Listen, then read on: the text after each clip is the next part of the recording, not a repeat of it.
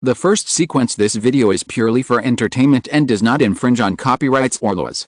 The rights to the novel and image belong to the original author. We do not claim ownership. Don't like waiting and want to listen to this fanfic in full now? Subscribe to our Patreon, where you'll find the best fanfics. Chapter 426. What can I do? I am also desperate. When they heard the word death, the people in the sharp knife company got anxious. A group of people went into the cabin to study how to make the boat move. Someone complained, "If I had known, I would have left them alive. They drove the boat here, so they will definitely drive it." Jiao Ziachin looked at the person who was talking and said unhappily, "Why are you talking so much now? Didn't we want to drive the boat away before? Aren't we blocked in the port?" Everyone pressed the buttons in a panic, and no one knew who did what. The engine in the hull started to sound. Everyone said excitedly, "It started, it started. We are saved now, ha ha ha. God will not destroy our sharp knife company." However, at this moment, someone wondered, but the boat still doesn't move. At this time, everyone saw Ren Xiaosu suddenly rushing out of the cabin, and Zhang Xiaoman shouted, "Don't go out, there are enemies outside. There is a rope tied to the port shore on the boat, it must be cut," Ren Xiaosu said. "That won't work either, you will be shot to death if you go out like this," Zhang Xiaoman shouted. Suddenly, Ren Xiaosu seemed to remember something, and he directly drew his sword to open the shadow gate. The other side of the door was near the cable. Ren Xiaosu didn't know the exact location of the cable, so he swung his sword and chopped randomly. The first few times he chopped at the air. The Zhuang soldiers who were running towards the port outside were stunned when they saw hands suddenly appearing out of thin air and waving a black knife randomly. They didn't dare to rush forward for a while. "Hey, it's moving, the boat is moving!" Zhang Xiaoman shouted in surprise. Ren Xiaosu finally cut a cable, and the Zhuang deserters looked at this scene with despair, watching the ferry that had been hit by many bullets slowly sailing towards the center of the river. When the distance was a little further, Ren Xiaosu and the others also got out of the cabin, looking at them getting farther and farther away from the shore with a look of despair, and vomiting while watching. No one in the sharp knife company had ever been on a boat, so the boat had only been sailing for more than 10 minutes, and the soldiers on the boat had already vomited. Those who wanted to take the boat didn't get on. Those who didn't want to take the boat, who knew where they were going. The soldiers of the sharp knife company looked at the desperate enemies on the shore and wondered what we could do. We were also desperate. At this time, the sharp knife company heard a thumping sound, and the sound of the engine became weaker and weaker. Zhang Xiaoman suddenly asked, "What the hell is going on?" "I don't know." Seeing that the boat was slowly losing power, it seemed that something on the ferry was damaged by the enemy's heavy machine gun just now. "This is so unlucky." Zhang Xiaoman was not sure whether to laugh or cry. He was lying on the deck and vomiting, and he said vaguely, "Hurry up and contact Captain Zhou, let him find a way to rescue us." But he heard the communicator whispered, "Company commander, the radio is broken." "What the hell?" Zhang Xiaoman widened his eyes. "The radio is your weapon, it is your life. Can you let the radio break? Believe it or not, I will kick you into the river." At this time, everyone turned to look at the communicator. The radio behind him was broken. The communicator said frustratedly, "Just now, the enemy on the shore used a heavy machine gun to shoot us. I was in a hurry to get on the boat, and the bullet hit the radio." Zhang Xiaoman sighed, "Forget it, this radio can be regarded as saving your life. It's okay as long as you are still alive." A group of sharp knife company soldiers sat on the deck and looked around helplessly, not knowing where this powerless ferry would take them. Now that the radio is broken, they have really become an isolated army. They can't contact the main force of the 178th Fortress Army, and the other side can't contact them. Will we drift directly to the Zhuang's position on the other side? Jiao Ziachin asked in a low voice. "Can you stop saying such discouraging words?" Zhang Xiaoman suddenly laughed. "So there are many accidents on the battlefield. Remember what I said. Everything is determined by fate. No matter how many victories you have won, fate will mess with you. And sometimes it's very strange. Fate doesn't mess with others, but only with you. There have been too many unexpected events in the war. Some people even said that 30% of the victory in a war depends on tactics and strength, and the remaining 70% depends on whether God wants you to survive and win." The sharp knife that vomited for a long time even made the soldiers hungry. However, they had been away from the forward base for too long, and they only brought 7 days of individual rations. At this time, there was not much supply left. Zhang Xiaoman led his men to search for supplies in the cabin, only to find that the ship was empty. He asked in astonishment, "Didn't you see the Zhuang family's garrison moving things onto the ship? How come there is nothing here? This ship, they probably haven't had time to load anything yet." Zhang Xiaoman was furious when he heard this. "Look at you guys, you didn't even leave one with anything on it before you blew it up." Ren Xiaosu and the others laughed. "Captain, you didn't say you wanted to leave one, didn't we say we were going to blow them all up?"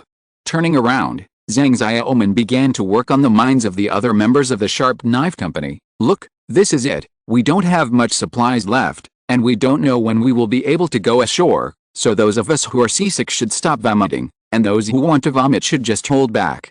Ren Xiaosu stood on the deck, but he wasn't seasick at all, just looking at the vast B1 River with its misty waves. Zhang Xiaoman walked up to him and asked curiously, "What are you thinking about?" "Thinking about where we will drift to," Ren Xiaosu said. Zhang Xiaoman sighed, "Now we can't ask for help, and we can't determine our landing place. God knows what will happen. If we drift to the north bank, that's all Zhuang's territory. The more you fear something, the more it will come." Seeing the boat drifting on the river, although it is still in the center of the river, by comparing the reference objects on both sides of the river, you can find that they are indeed getting closer to the Zhuang's territory on the north bank. "Don't worry," Ren Xiaosu said, "I will take you to survive, no one will be left behind." Ren Xiaosu turned and went back to the cabin. A group of Sharp Knife Company soldiers watched him perform magic as he threw out a wild boar, a sheep, a box of compressed biscuits, a large box of water. These were all prepared for him by Sister Xiao after she knew that he could carry supplies, and his space had long been Krypton gold to increase the fresh-keeping function, so these things would not go bad no matter how long they were kept in the space. Ren Xiaosu said to his comrades in the Sharp Knife Company, "It is estimated that we will be stranded on the north bank within 3 days. If you don't want to die, conserve your energy and fight your way out of the Zhuang family's territory." At this time, Zhou Yinglong had reported that the Sharp Knife Company was forced to board the ship to escape, and Zhang Jinglin immediately blocked the news to prevent the Zhuang family from organizing troops to capture them. Thanks to CZLB for becoming a new ally of this book. Recommend a new book, Reborn to be the Richest Man. The richest man has 3 good things: more money, better life, and fewer worries. Reborn in 2008, Shen Yan thought, "Let's be the richest man." Chapter 427. Who is he? Zhang Jinglin gave Zhou Yinglong half a month to conquer Kayangwen Mountain, and even sent an artillery battalion to provide fire support. As a result, no one expected that because of the Qing family's conquest of B1 River, the Zhuang family troops on Kayangwen Mountain actually gave up their positions. If they follow their plan, they might be able to escape, so that the living force would be preserved. But Ren Xiaosu and his men blew up the boat again. The Zhuang family has completely shrunk its defense line. The engineering battalion of the 178th Fortress has successfully built a wide floating bridge in the direction of the Blackstone River. Now the floating bridge built by the engineering technology and mechanical equipment is no problem for mechanized troops. The 178th Fortress successfully built a defense line on the other side of the river, and the road to the north was completely opened. If everything goes well, the 178th Fortress will continue to go north to take Wuchuan, and then the road to the north will be smooth and there will be no obstacles. However, it is foreseeable that the Wuchuan line will become a real battlefield of flesh and blood, and countless soldiers from the Zhuang clan and the 178th Fortress will be buried there, and they will never be able to return to their homeland. The mechanized troops of the Qing clan have left, and they are rushing back to the battlefield to attack the Yang clan. It seems that just as Tang Zhou said to Ren Xiaosu, they have no intention of participating in the war in the north, but just to send a gift to Luolan. As for Zhou Yinglong, he was very satisfied with the battle to attack Kayangwen Mountain. Although there were casualties, they were much less than he imagined.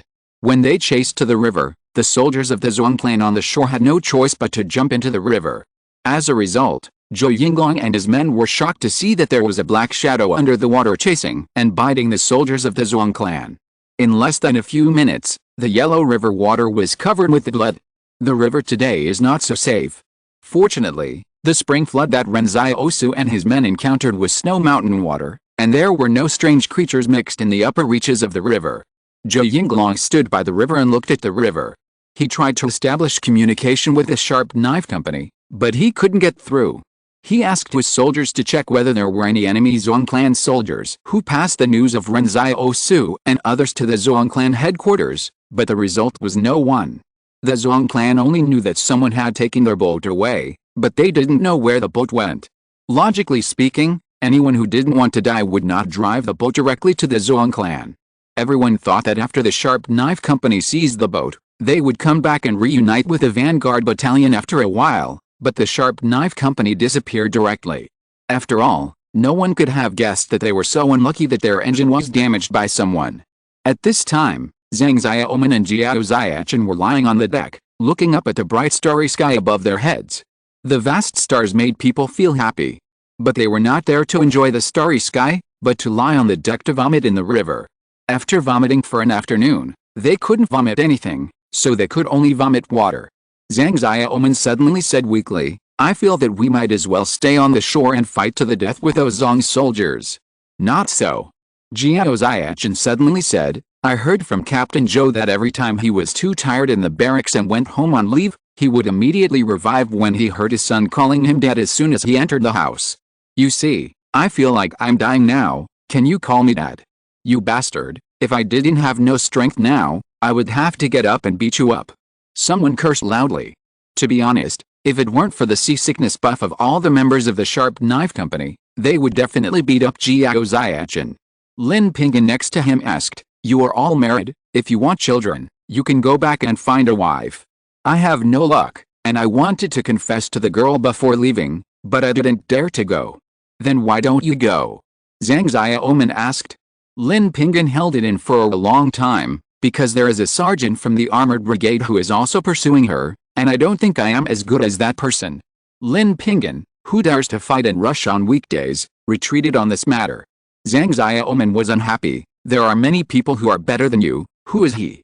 Lin Pinggan. "Did I ask you to say this to comfort me? But seriously, Pinggan, you may be promoted several levels when you go back this time. By then, your rank will be higher than his, so you don't have to be stage fright." Suddenly, everyone's little calculations started in their hearts. One company annihilated 5 enemy companies, and in the future, following Ren Xiaosu, who knows what extraordinary achievements they will make. But the most important thing is that everyone believes that they will definitely go back alive. This is the belief that Ren Xiaosu has passed on to them. At this time, Ren Xiaosu walked onto the deck as if nothing had happened, and then took out a rope and tied an iron hook. But there was a piece of meat hanging on the iron hook, which was casually thrown into the water by Ren Xiaosu. Zhang Xiaoman, who was standing next to him, was helpless. "It's really frustrating to compare yourself with others. We are a bunch of landlubbers and feel like we are about to die, but they still have the mind to fish." But what was unexpected was that as soon as this inferior modified fish hook was thrown down, a fish immediately took the bait. Ren Xiaosu pulled the rope, and the fish in the water struggled hard. Ren Xiaosu was not in a hurry and just waited slowly. He was mainly worried that the rope would break if he pulled it up forcefully. After the fish in the water had no strength left, Ren Xiaosu slowly reeled in the rope, only to see a huge black fish hanging on it. "Isn't this a black fish? But it seems to be twice as big," Ren Xiaosu muttered, "and its teeth are sharper." Suddenly, Ren Xiaosu's hand slipped, and the black fish fell onto the deck. But the fish didn't behave itself. Instead, it opened its mouth and fluttered towards Zhang Xiaoman, almost scaring him to death. "Hey, hold this thing steady. Ren Xiaosu, you did it on purpose, right? You have such strong hands, can't you hold a fish steady?" Ren Xiaosu held the fish in his hand and sighed. "Underwater is a world we can't see, and we don't know what has changed. Anyway, try not to fall into this kind of river. Who knows what's hidden underneath? But this may not be a bad thing. After the disaster, humans have not re-established a large-scale fishing industry. After so long of reproduction, the fish in a river alone may be enough to feed a person in the barrier." Ren Xiaosu's current too fierce fighting power makes it easy for people to overlook one thing, that he is also a master of wilderness survival. At this time, Zhang Xiaoman crawled up. "Look, isn't that the shore in the distance? The current is pushing us towards the shore. As the saying goes, a blessing is not a disaster, and a disaster cannot be avoided." After all, they were pushed to the Zhuang family by the current. Chapter 428, Fighting Alone. The ferry was slowly approaching the shore. A group of people were lying on the deck and looking around carefully. Zhang Xiaoman said, "There are no lights, but we can see clearly that there are no buildings on the shore. There should be no enemies. This should be a very desolate place. We may have drifted past a military garrison of the Zhuang family." Jiao Xiachen analyzed. "Our drifting speed on the river is about 11 kilometers per hour. It has been a day and a night. We have drifted 200 kilometers, which is already far away from the main battlefield. We need to be careful. Even if we encounter some refugees who reveal our tracks, it will not be good," Zhang Xiaoman said seriously. "If we encounter refugees, should we kill them?" Jiao Xiachen asked. "This war has nothing to do with refugees.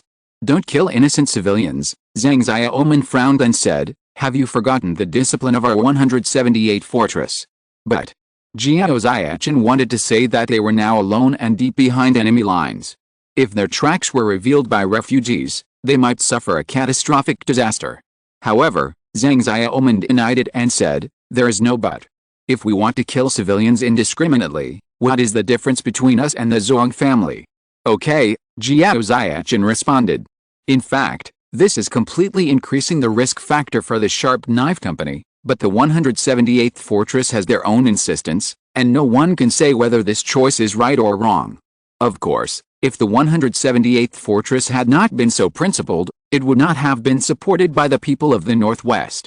In fact, after the 178th Fortress declared war on the Zhuang family, even some people in the Zhuang family's territory were discussing it, and secretly even spoke more in favor of the 178th Fortress.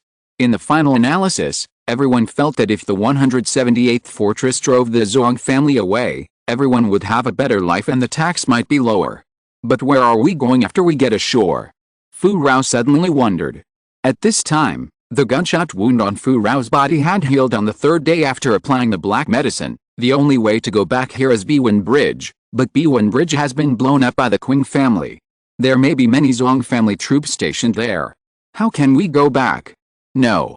Zhang Xiaoman waved his hand and said, "Our vanguard battalion is mainly responsible for the early battles. The mission of the entire vanguard battalion will end after taking Kayangwen Mountain and Biwen Bridge. For the rest of the time, we can only watch the performance of the armored brigade. Why go back now?" "Not going back? Why do we have to compete with the armored brigade? Our firepower is not as strong as theirs. Although we have won so many victories, the credit must still be theirs," Jiao Xiachen wondered. Zhang Xiaoman said, "So we have to grab the credit. Only the credit will be remembered. Do you understand?" "It doesn't make any sense," Jiao Xiachen muttered. "Why is it meaningless?" Zhang Xiaoman sneered and asked, "Do you know what the highest mountain in the world is?" Jiao Xiachen shook his head. "I don't know." Zhang Xiaoman was choked up. He wanted to say that people only remember the highest peak in the world, but not the second and third. As a result, Jiao Xiachen, an illiterate man, didn't even know the highest peak. He couldn't continue with this. At this time, Ren Xiaosu suddenly said, "Did Captain Zhou say that the main force of the fortress will start a battle on the Wuchuan mountain line north of the Blackstone River? How long do you think the battle will last there?" "A few months, at least 3 months," Zhang Xiaoman said, "although I despise the Zhuang family, after all, so many soldiers are piled up in Wuchuan mountain, which is enough for us to fight for several months. Besides, strength is relative. The Zhuang family is also a modernized army. It is not so easy for the commander to break through the Wuchuan mountain line. It may take half a year.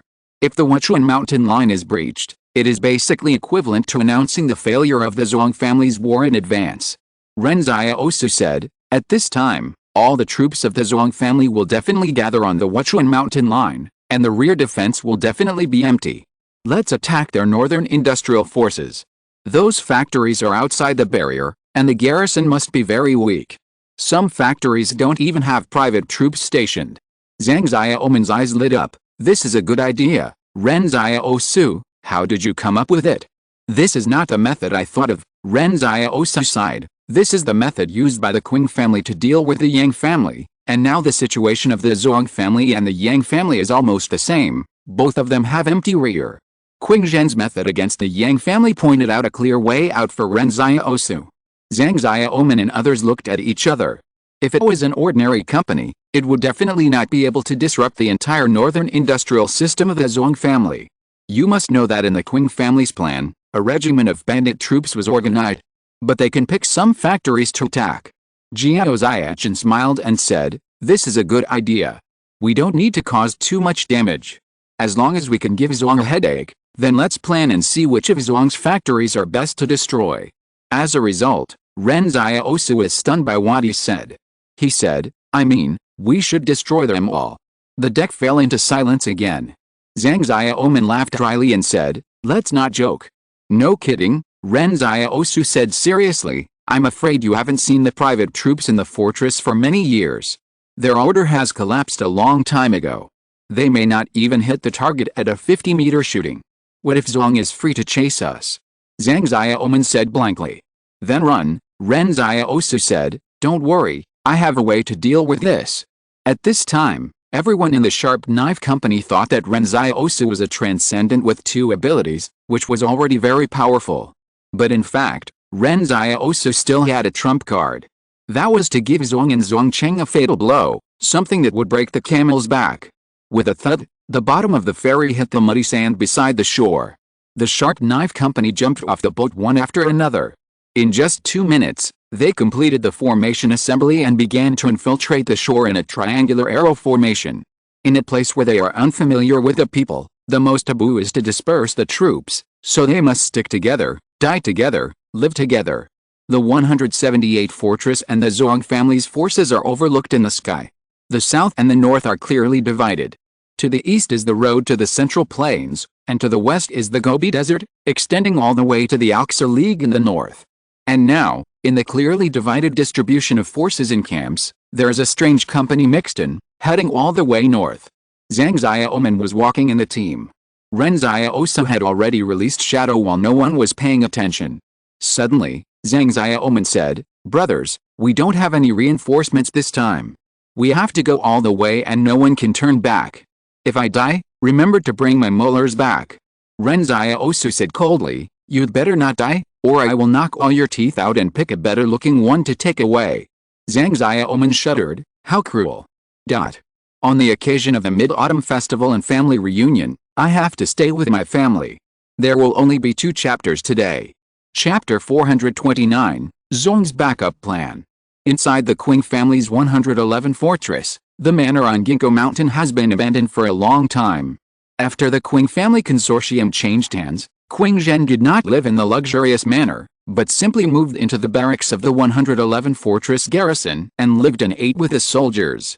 He ate in the cafeteria every day and refused to let the cafeteria cook for him. Earlier, the Qing family's soldiers who supported Qing Zhen said that it would be difficult to see Chief Qing Zhen again in the future, but they didn't expect that they could see him every day. The generals privately said that Qing Zhen was really considerate of his subordinates. Many people knew that eating and living with his soldiers and not making special arrangements could win people's hearts, but they knew it, but they couldn't do it. However, when the private discussion reached Qing Zhen, he said frankly that he moved to the military camp because he was afraid of being assassinated, and that he lived and ate together because he was worried that someone would poison him. The generals who heard this didn't know how to react, but they were used to their superiors telling the truth. When they wanted to mutiny, Qing Zhen also told them that they might die if they rushed to Ginkgo Mountain, but didn't they go anyway? So after hearing Qing Zhen's concerns, the generals promised that the military camp with 111 barriers was the safest place, and no matter how powerful the extraordinary people were, they would never come back. Qing Zhen could only shake his head and smile, because he knew very well how unpredictable the extraordinary people were now, and that those extraordinary people were continuing to grow. At this time, Qing Zhen was standing in front of a huge sand table, but the terrain on the sand table was not the southwest, but the northwest terrain sand table where the 178 fortress and the Zhuang family were located. The red and blue flags on the sand table were clearly distinguished. The blue flag of the Zhuang family was in the north, and the red flag of Fort 178 was in the south. Suddenly, Qing Zhen pulled up a small red flag and wanted to drop it to the north, but he didn't know where to drop it. Luolan, who was winking at the female secretary next to him, immediately asked, "Which combat sequence does this flag represent?" "Vanguard Battalion, Sharp Knife Company," Qing Zhen replied calmly. "If you harass my secretary again, I will let Qing Yu throw you out." Dare that kid Qing Yu to throw me out. Luo Lan said carelessly. He slapped the female secretary on the butt and coaxed the secretary away before saying to Qing Zhen, "You are not interested in women, so it's better to give it to me than to others. The black medicine that Ren Xiaosu gave you is almost used up." Qing Zhen glanced at Luo Lan. "I wonder what you will do when you run out of it." At this point, Luo Lan suddenly felt heartbroken. "When I sent Tang Zhou to the north, I forgot to tell him to ask Ren Xiaosu for the black medicine. I miscalculated." Ren Xiaosu has now crossed the B1 river and continued to head north with a sharp knife company. Qing Zhen said lightly, "If he is not careful, I'm afraid you will never have black medicine to take in your life." "What? Why is he going to the north? There are Zong's troops there." Luo Lan was shocked. "When did it happen?" "About 2 days ago." The news came back a little late this time. Qing Zhen thought for a while and said, "It's not clear whether he went there out of necessity or he just wanted to kill his enemy with his own hands. So, never underestimate the determination of a supernatural being for revenge. This is also the reason why I moved into the military camp." The story of Li Shen's revenge on the Li family had already become several versions that were widely circulated. Some were spread by people within the Li family, while others were rumors in the streets. Anyway, they all said that the young man brought the entire hell to bury the Li family. I'm afraid everyone in the Central Plains knows about it. It's the era when the gods rise, Qing Zhen sighed, but there are only 2 extraordinary people around us now, and one of them loves money. Zhou Qi, who had been pretending to be asleep in the recliner next to him, opened his eyes. "Can you please stop making innuendos in front of me? Is it wrong for me to love money?" Qing Zhen glanced at Zhou Qi and continued, "Up to now, I think the ability that Ren Xiaosu has exposed now is still to be confirmed. I'm afraid that this trip north will cause a headache for the Zong family." Luo Lan walked to the side of the sand table. "Where do you think he will go?" Qing Zhen thought for a moment and said, "No matter where he passes by, he will eventually stand in front of the hyenas of the Zong family in person." As he said that, Qing Zhen inserted the red flag at the position of Barrier 146, notify them that if the undercover personnel of Barrier 146 meet him, do their best to assist him. In comparison, I would rather be neighbors with those killers in Fortress 178. This Barrier 146 is the base camp of the Zong family. Luo Lan couldn't understand why Qing Zhen was so sure that Ren Xiaosu dared to go there. Who do you think will win or lose between the Zong family and the 178 fortress? Zhou Qi asked curiously. It is a smart move for the Zong family to shrink their defenses now. They know that it is difficult for the field troops to compete with the 178 fortress if they are scattered in the wilderness.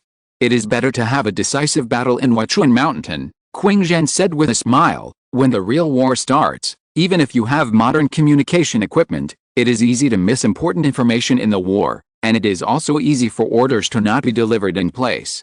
And the Zong family must have a backup plan now. This hyena has been timid for decades, and suddenly dares to show its fangs. It must have a trump card. Trumpet? Zhou Qi asked. Then do you think the Zong family can win?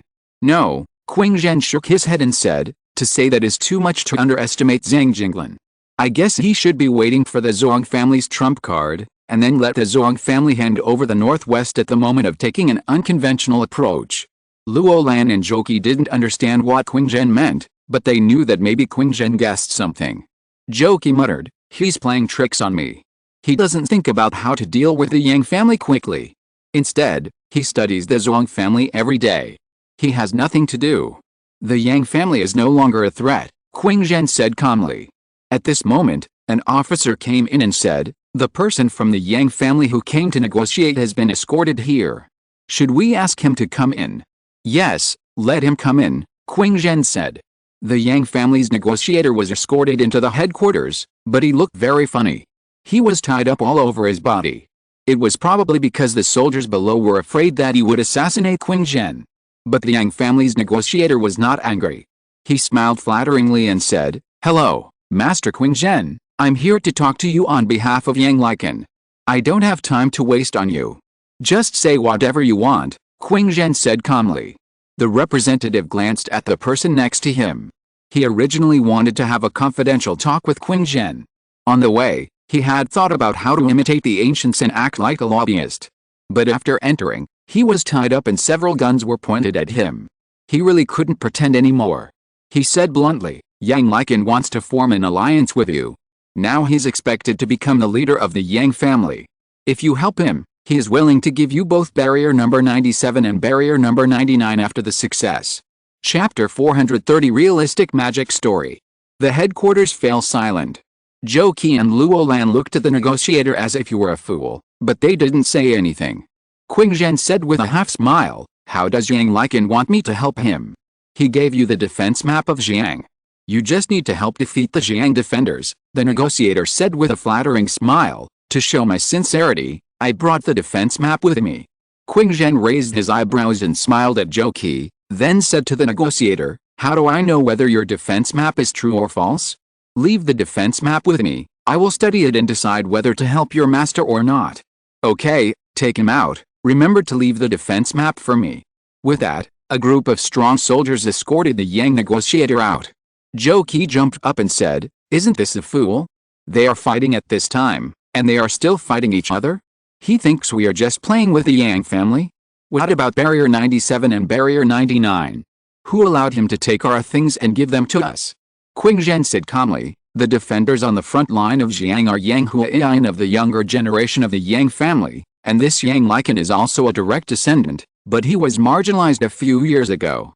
He guards a small barrier and is responsible for the production of surrounding factories." Luo Lan laughed. "Reality is always more magical than the storyteller's stories. Things that you can't encounter in stories can be encountered in reality. No wonder Yang Liken was marginalized. It turns out he is a fool." In the Battle of Barrier 88, Li's nano warriors rushed in like crazy and killed without restraint. "I suspect that it was the nano-robots on them that controlled them, not them controlling the nano-robots," Qing Zhen said. "In the battle, the core members of the Yang family were all in Barrier 88. Now the Yang family is leaderless and the entire Yang family is beginning to fall apart. Many of the Yang family members who were previously excluded did not think about how to win a good battle, but actually fought for the power of the Yang family first. Not only Yang Liken sent people, but others also sent people. Of course, not all of them are so stupid. Most people said that they would give up resistance on their own initiative and hope to seek a position in the barrier in the future. People like Yang Liken are the kind that are hard to find among fools. So the outside world thought that the Qing family would run out of vitality in this battle with the Yang family, but in fact, that was just a show by the Qing family. After all, this world is not only about the southwest and northwest, but also the central plains. But there are also smart people in the Yang family, Qing Zhen said with a smile. Yang Huaiyan, who is on the Jiang front line, also said before that he wanted to give up resistance and seek a position. He even sent a defense map of the Jiang front line. As a result, the defense map was 7 true and 3 false. He wanted to trick me. Luo Lan sighed. The Yang family is such a large consortium. How glorious it was in the past.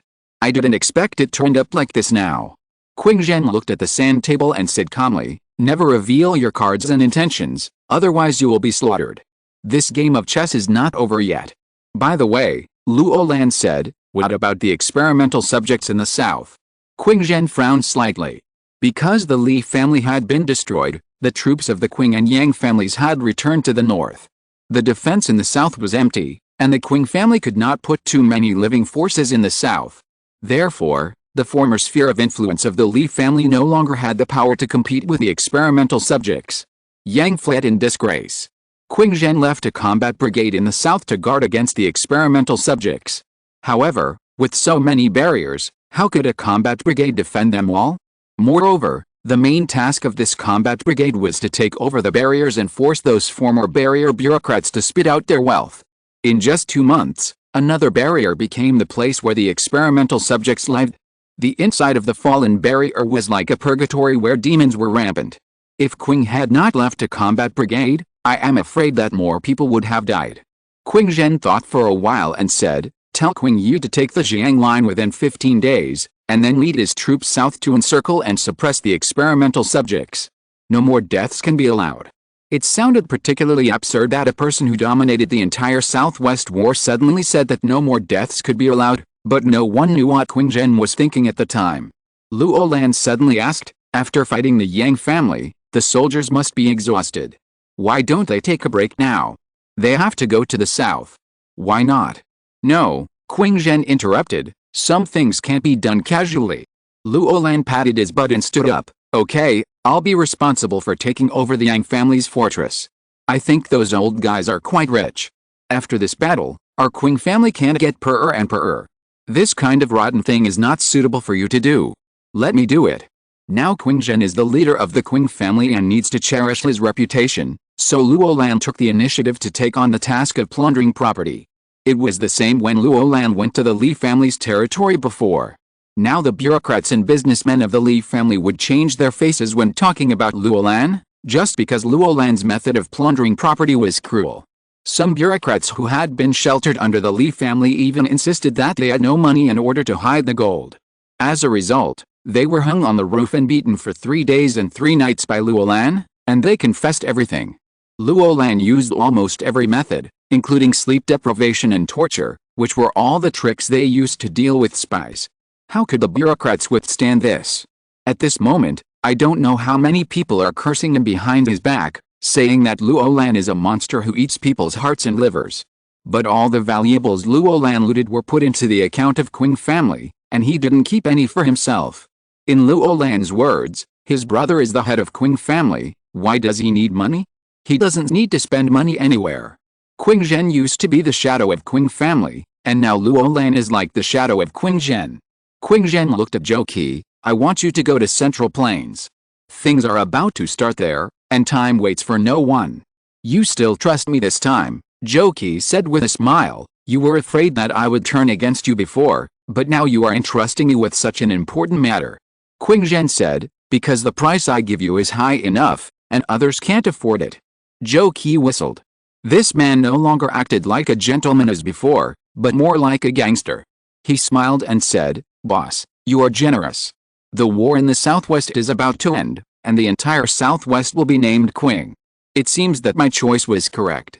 However, this time Qing Zhen was silent for a long time and suddenly said, I don't think this is something to be happy about.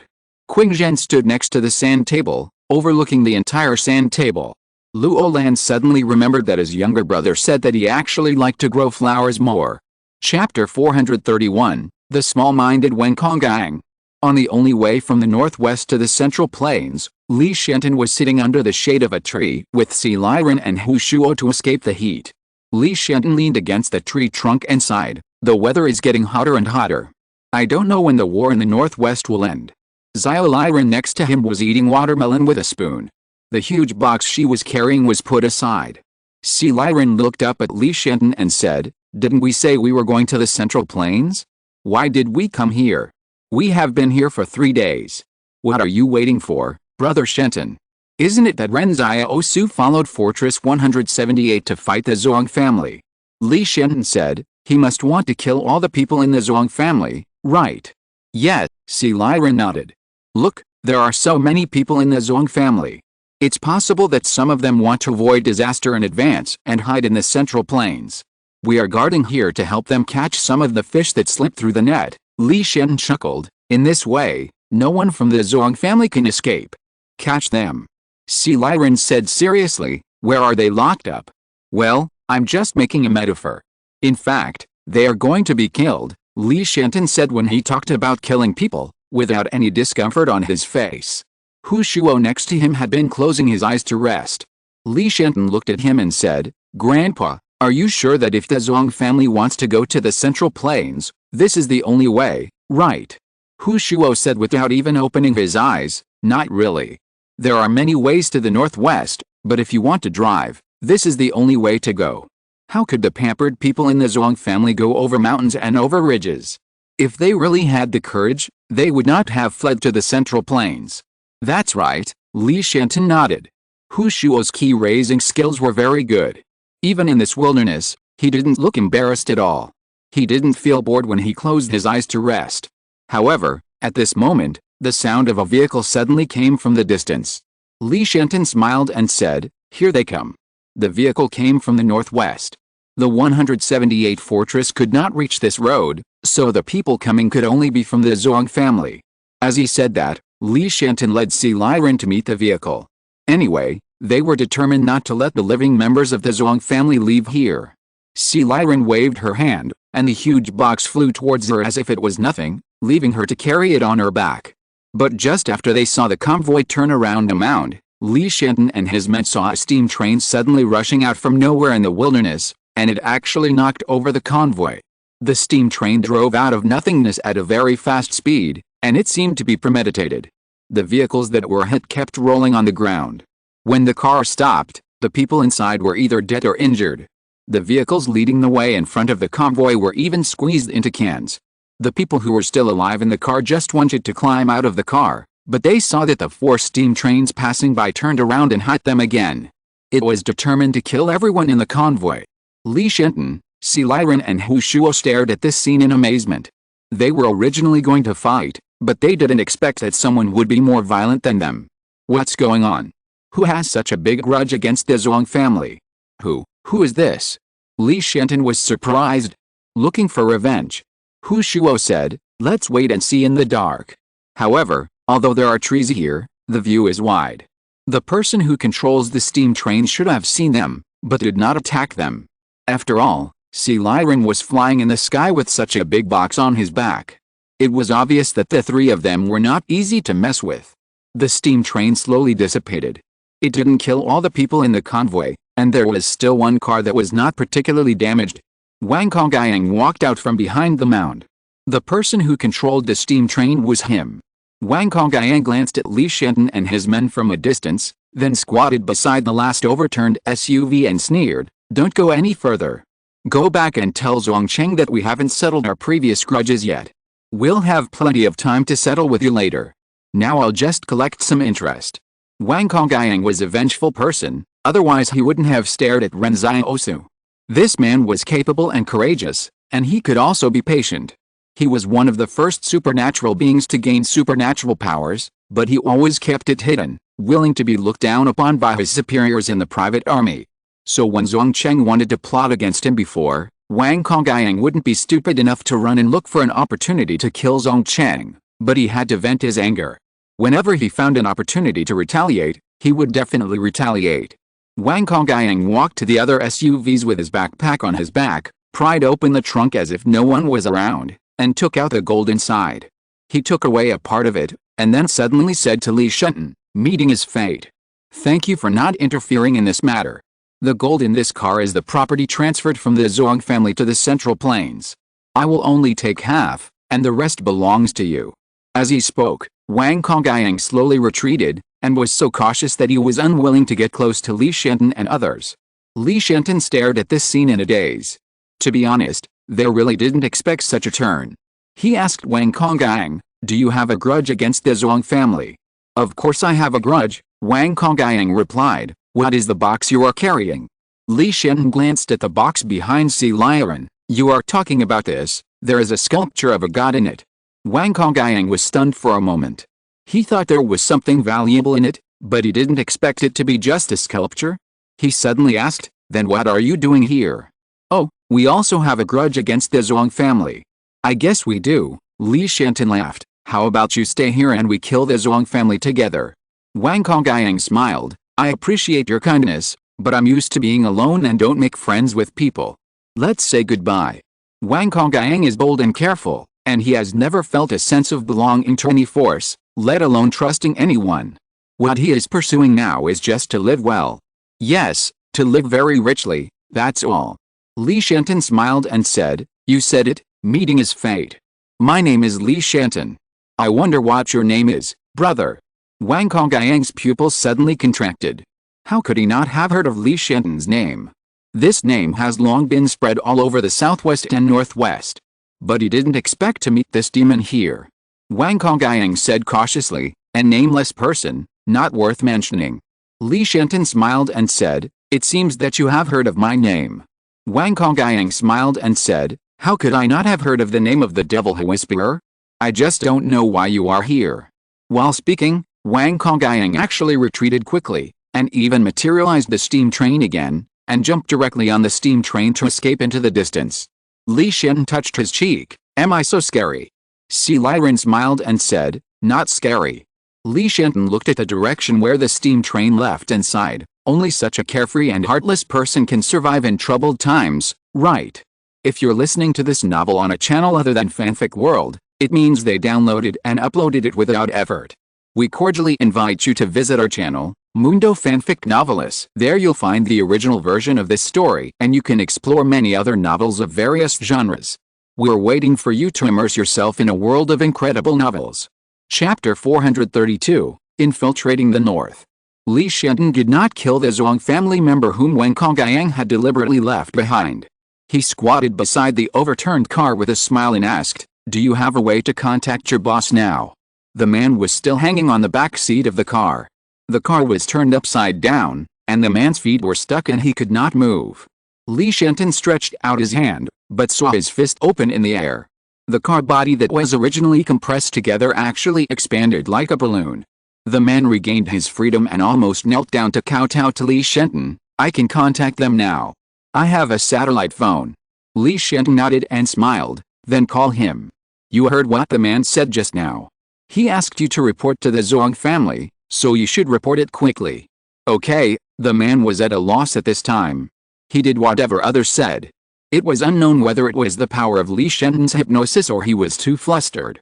Li Shenton looked into his eyes and said, "A supernatural being who can control steam trains attacked you. He said he wanted to seek revenge on the Zhuang family. He robbed all the gold." The call was connected, and the man spoke hurriedly. The person on the other end of the phone did not even complain, and hung up the phone in silence. Li Shenton sighed and said, "Don't you want to say anything?" "Okay, there's nothing for you to do now, just kill yourself." As soon as he finished speaking, the man stood up and limped towards a stone on the side of the road, and crashed into it and died. Hu Shuo on the side asked, "Why did you do this?" "Grandpa," Li Shenton said with a smile, "what if it causes a chain reaction? How fun it would be." Hu Shuo looked at Li Shenton, and he felt bitter when he heard the other party say it was fun. The old man knew that his grandson's personality was not healthy, but he knew very well what caused it. Most people who have experienced those things would find it difficult to live like a normal person, right? What he could do was to protect his grandson during his lifetime, and accompany him in whatever he wanted to do. Horizontal ellipsis.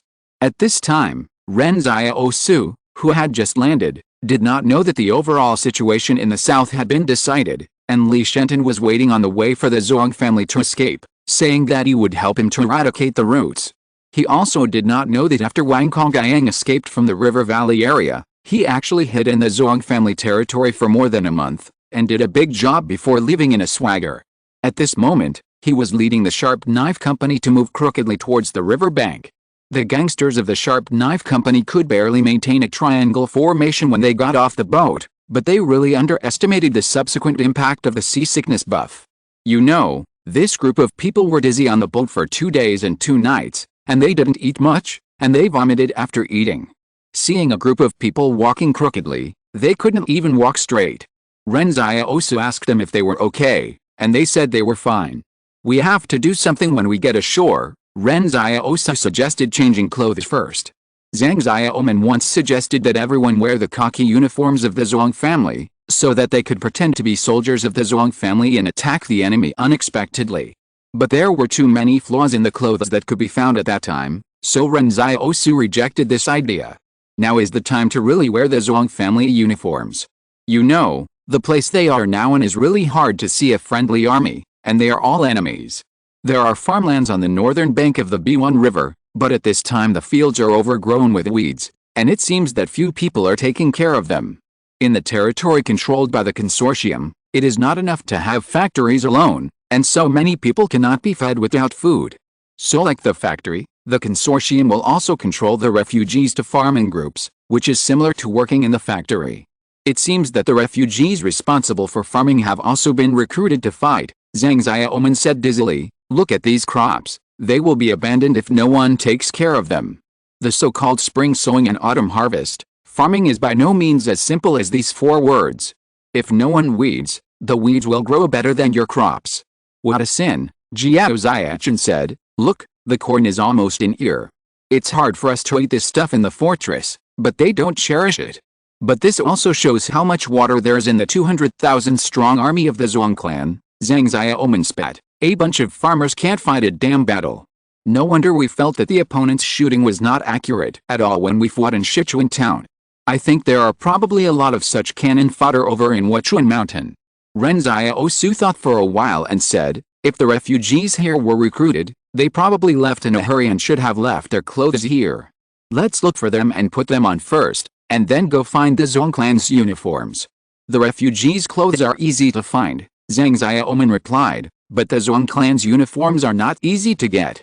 They have to be clean and can't be stained with blood. You can't expect to capture a company of Zhuang clan soldiers alive when you leave. Ren Xiaosu glanced at him and said, just find a garment factory. Now all the garment factories of the Zhuang family must be producing military uniforms. Just go to any garment factory and pick any clothes you want. Zhang Xiaoman was stunned for a moment.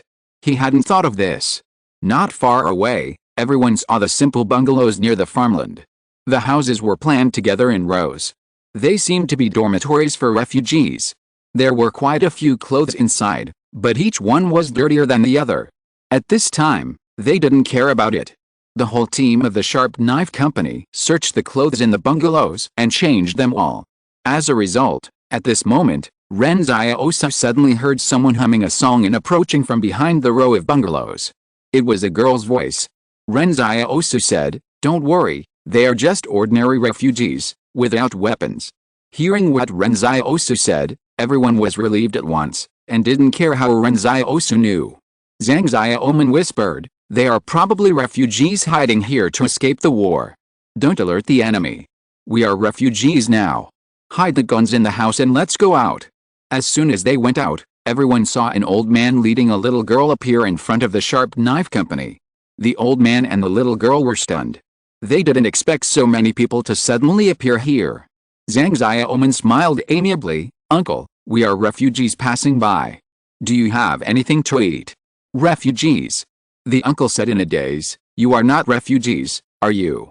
Zhang Xiaoman was stunned for a moment, how do you know?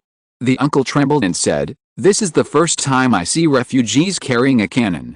Zhang Xiaoman looked back at Jiao Xiachen, only to see that Jiao Xiachen was still dizzy carrying the mortar.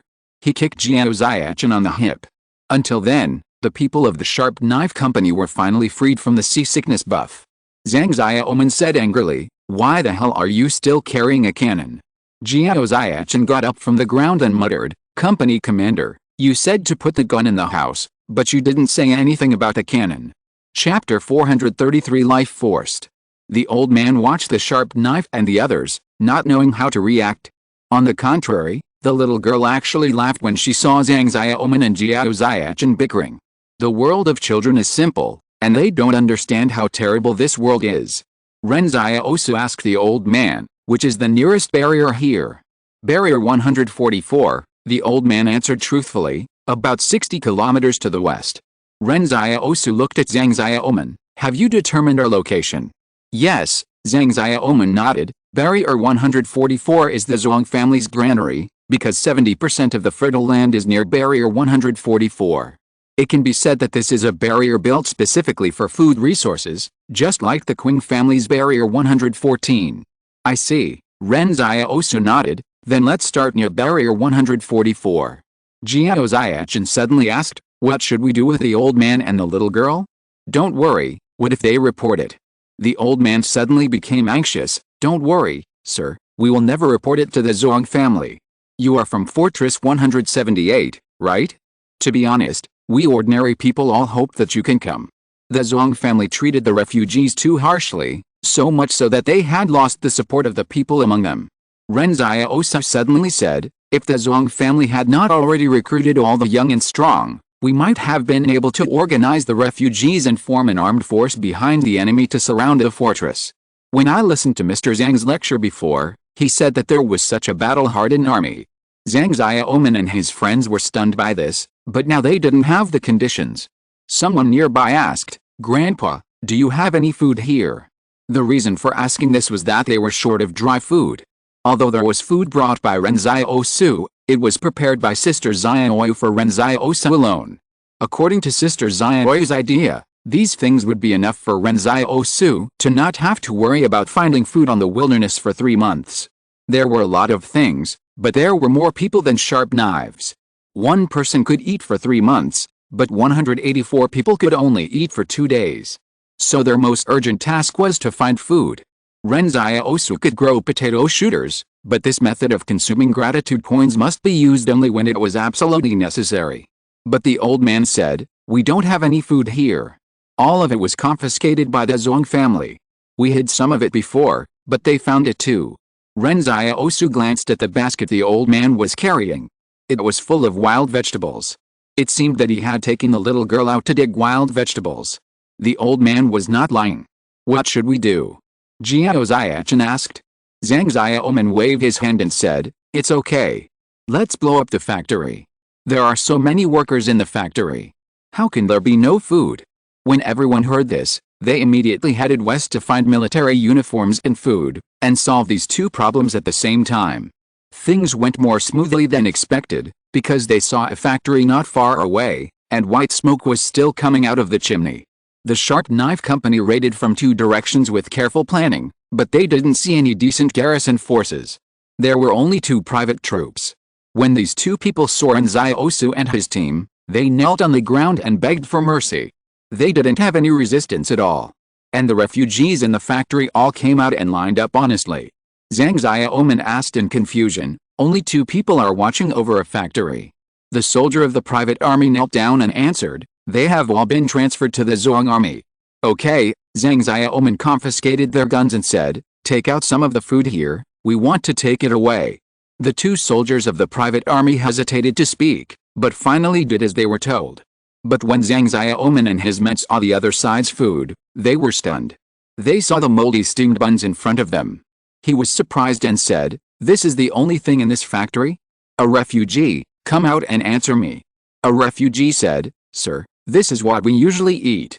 Zhang Xiaoman's face suddenly darkened. No wonder the Zong family was unpopular, and no wonder the old man said he was looking forward to the attack from Fort 178. It turned out that this was the life that the refugees lived. Ren Xiaosu sighed. Although the Qing family was also a consortium and also exploited refugees, at least the refugees could eat enough in the factory. It's not that the Qing family is so good, it's mainly because of the comparison with its peers. Jiao Ziachan broke open a steamed bun, but found that a moldy bun was mixed with wheat bran. "Is this stuff really eatable? Won't people die if they eat it?" "Sir, it's good enough to be alive," the refugee replied. This factory is for copper smelting, so the Sharp Knife Company found neither clothes nor Zong's military uniforms, which made Zhang Xiaoman feel a little uncomfortable. He looked at Ren Xiaosu. "We can't eat this. It's okay if it tastes bad, we have eaten bad food, but moldy things are really inedible and will affect our combat effectiveness." "I guess this is the case with all the nearby factories," Ren Xiaosu said with emotion, "so if we want to find food, we have to go to the Zong family. Fort 144 is known as the Zong family's granary. We will definitely find food there, and destroying this so-called granary will definitely cause the Zong family a headache. If they can't get food during the war, the troops may mutiny." "You're dreaming," Zhang Xiaoman scolded with a smile. "There are at least a regiment of garrison troops in Fort 144. How are we going to fight?" Ren Xiaosu suddenly said, "We attack their transport team." Originally, the Sharp Knife Company did not want to come into contact with the Zong family's regular army here. After all, this is their rear area. But now we have to fight, otherwise we will starve to death. Life is forced. No one could have imagined that the bloody storm in the Zong family's territory was caused by the search for food. 2 days later, the Zong family headquarters suddenly received a report that a food transport team outside the 144th fortress was destroyed by a small group of enemy troops. The enemy was a company of the 178th fortress, and they failed to completely wipe out the transport team. Now the infantry regiment garrison of the 144th fortress is trying its best to hunt down this company. The frontline generals of the headquarters frowned when they received the news. The 144th fortress has a special geographical location. If the 178th fortress wants to get here, it has to cross the river, but the 178th fortress itself has no boats, so it didn't worry much about this place in the previous strategic deployment. But unexpectedly, there was still a problem with the 144th fortress. The headquarters sent a document to the 144th fortress, instructing the head of the infantry regiment to wipe out this company and ensure the safety of the rear supply line. However, just a few hours after the document was sent out, the 144th fortress sent back a message saying that they had lost the company. The general in charge of logistics at the headquarters was furious. How could they lose the enemy on their own territory? Find them. You must find this company, or you will have to quit as the regiment commander. Chapter 434. Your leader is gone. In fact, it was a bit excessive for the general in charge of logistics to issue orders directly, but those in charge of logistics have always been the confidants of the big bosses, and no one said anything to him. At this time, the Sharp Knife Company did not go anywhere, but hid in the earliest copper smelting plant. On the one hand, they used force to guard the refugees in the factory to prevent them from leaking secrets. On the other hand, they distributed part of the looted food to the refugees to win their hearts. Originally, everyone was still worried, fearing that something unexpected would happen.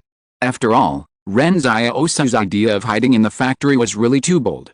As a result, to their surprise, none of the refugees had the idea of informing on the secrets. Of course, they had no chance to do so. The refugees said that informing on the secrets was purely thankless. Even if they tried their best to escape and tell the Zhuang family, they would not be rewarded. The Zhuang family's harsh treatment of the refugees was evident. There were even refugees who took the initiative to ask Ren Xiaosu and others to equip them with guns, hoping to join the battle and help fight the Zhuang family.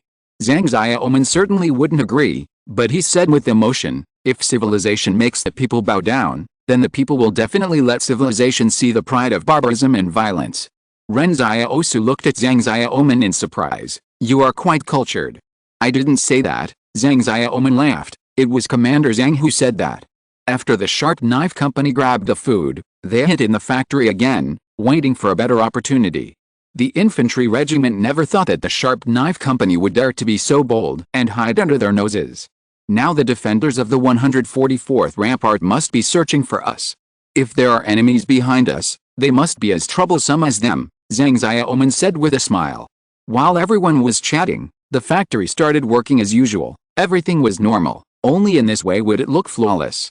Ren Xiaosu said, there will definitely be troops from the Zhuang family coming to ask if there are any suspicious people. Then we can judge whether they are dividing their forces to search or concentrating their forces. If they are scattered, we will have an opportunity to take advantage of them.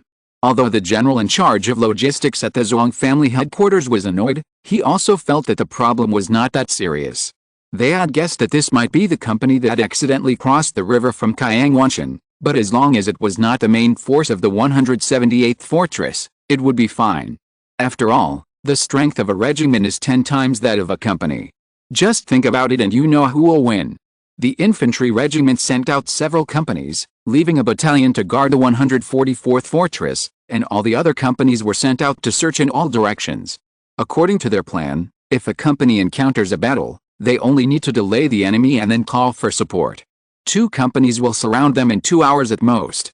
As a result, within 2 days, the headquarters received another report, saying that a company of the 144th Fortress Infantry Regiment was wiped out, and the enemy had not caught it yet. That afternoon, another company was wiped out. This company was going to support the first one. The headquarters was shocked. What was going on? Did the enemy only have one company? How could they wipe out 2 of their companies? The head of the infantry regiment on the Zhuang family's side was not a fool. He immediately withdrew his troops and stopped dispersing. This regiment commander even went to see the battlefield. He was shocked to find that after a battle, not even a corpse of the enemy was left. What kind of combat power is this? This company of the 178th Fortress must have extraordinary people. The infantry regiment commander stood on the battlefield and frowned, thinking, how to solve this thorny problem?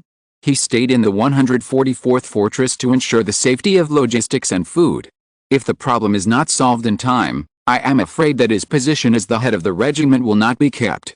But at this moment, a cloud of blood mist burst out from the captain's chest, and he was hit and fell backwards. The soldiers next to him were immediately anxious. There is a sniper. There is a sniper. Save the captain. But how could the captain who was hit in the chest by a sniper rifle survive? To be honest, the Zhuang family has never fought a hard battle, and most of the grassroots officers don't even have the awareness to guard against snipers. No one expected that there would be snipers here. How could an infantry company be equipped with snipers? How many troops from the 178th Fortress crossed the river? Exclamation mark.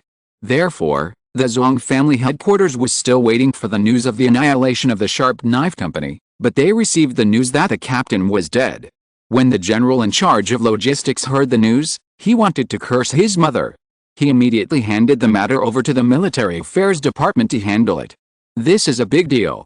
A new captain must be appointed and he must be held accountable. In fact, Ren Xiaosu didn't know that he had killed the commander of the 144th Rampart Infantry Regiment. He had found a commanding height to guard the battlefield, purely to try his luck, but when he saw the commander in the sight, he shot decisively. When he left, Ren Xiaosu asked Gong Dian, "What is my current firearm skill level?"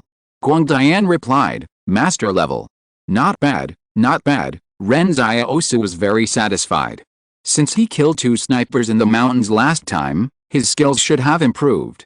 This was the first time he had personally experienced a skill leap to the master level. Ren Xiaosu still felt very accomplished. After all, this was not a copy of his skills, but a real talent and training. Ren Xiaosu did not fire the second shot because he saw that there were heavy machine guns in this Zhuang's army. If he waited for the other side to react and use heavy machine guns to cover the area where he was, he might not be able to withstand it.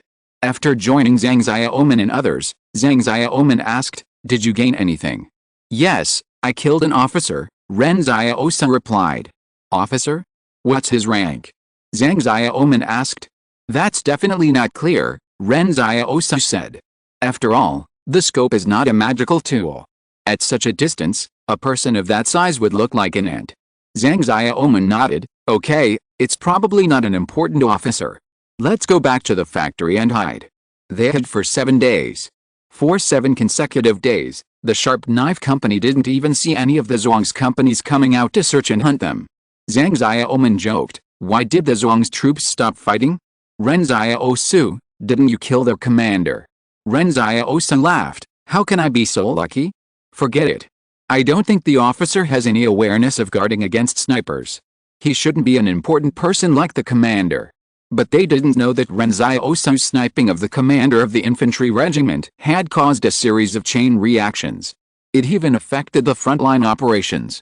It's just because Zhang suspected that the 178th Fortress troops that infiltrated their rear this time must be more than one company. Thank you Boyang903 for becoming the new leader of this book, and thank you CZLBC for becoming the new Silver Alliance of this book. There is another Silver Alliance, which is gratifying. Spread the flowers, good people will have a peaceful life. Chapter 435 Your new leader is gone again. The Sharp Knife Company felt that they had not done anything. At most, they just destroyed 2 companies, and then Ren Xiaosu sniped an officer.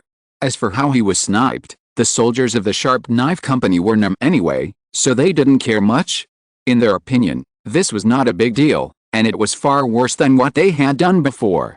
However, this was not the case for the Zhuang family. At this time, the Zhuang family temporarily transferred an outstanding officer from the front line and asked him to return to the rear 144 barrier to become the new commander of the infantry regiment here. This young officer performed extremely well on the front line. Originally, the generals of the Zhuang family even intended to let him take on the important task of guarding the 128th position of Wechuan Mountain.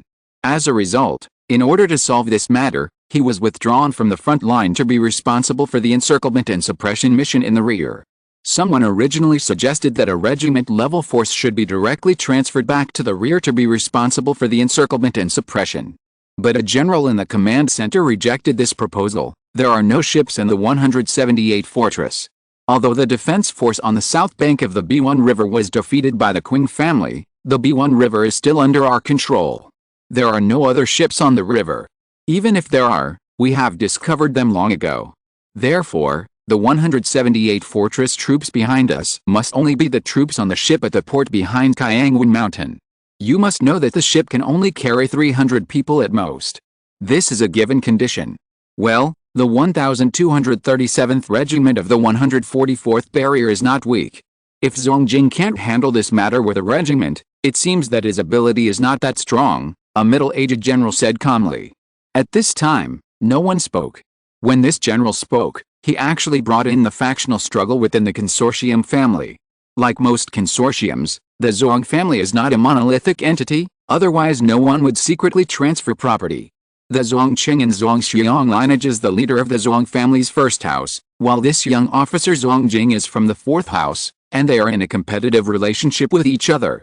Finally, a general from Zhongjing's family said, "The enemy has snipers, so we have to send our best snipers to Fort 144.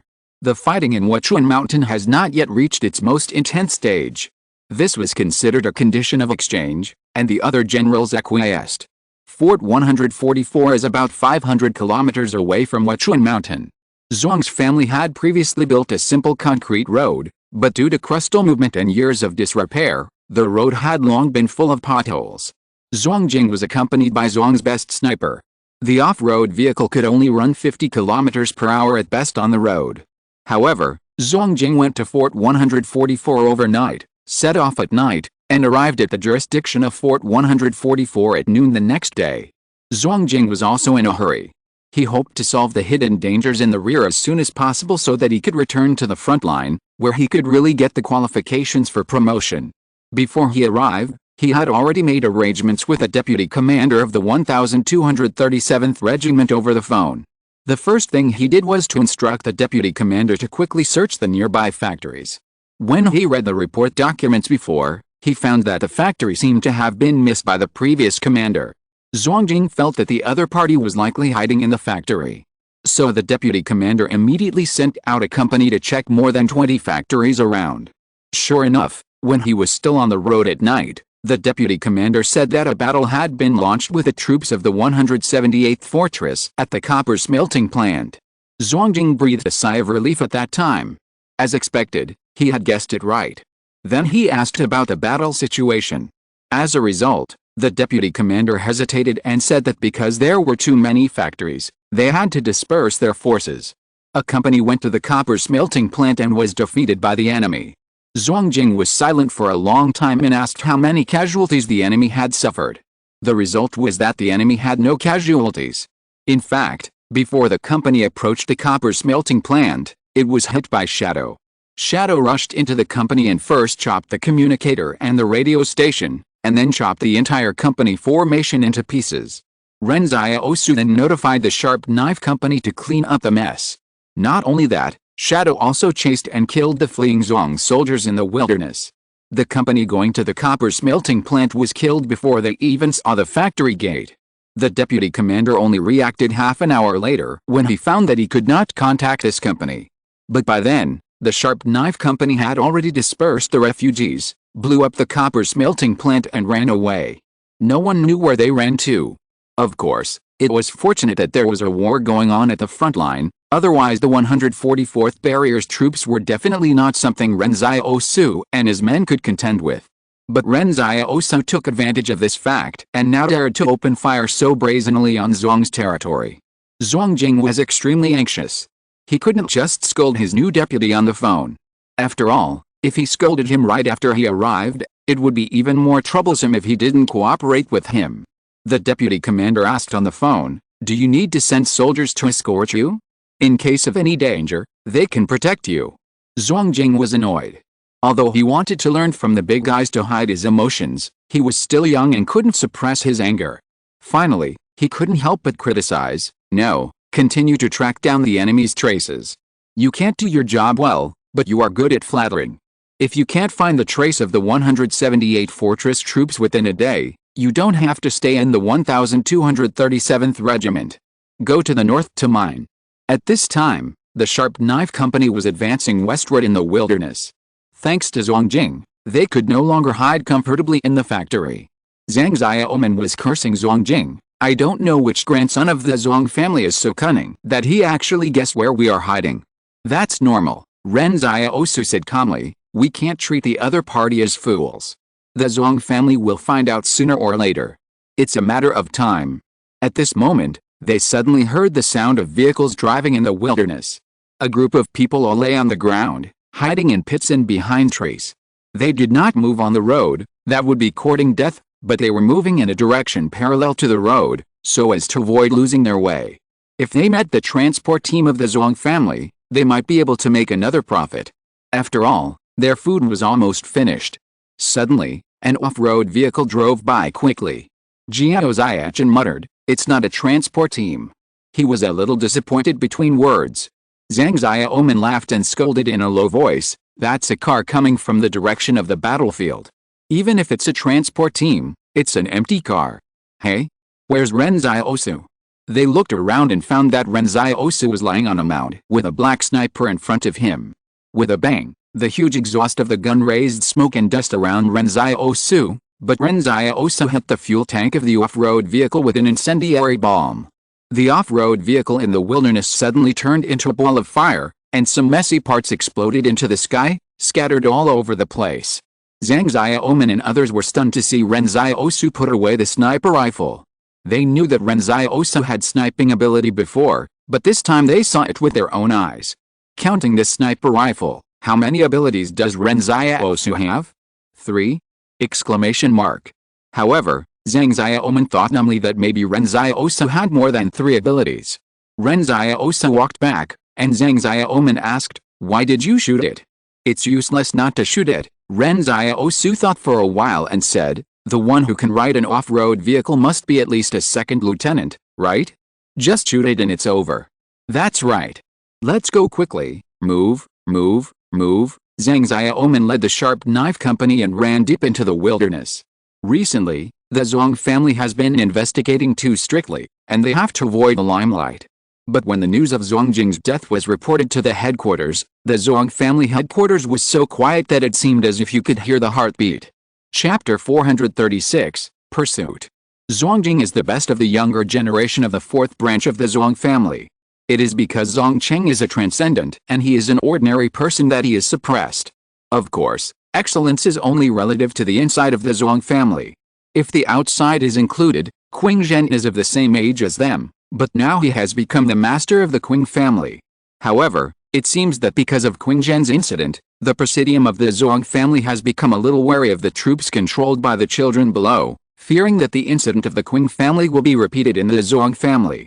The 4th branch of the Zhang family knows that Zhang Jing is definitely not as good as Zhang Cheng and Zhang Xiang in terms of competition, but the problem is that people cannot die. Moreover, Zhang Jing also brought 2 of the most elite snipers in the Zhang family army. You know, the cost of training such a sniper is comparable to that of a fighter pilot before the disaster.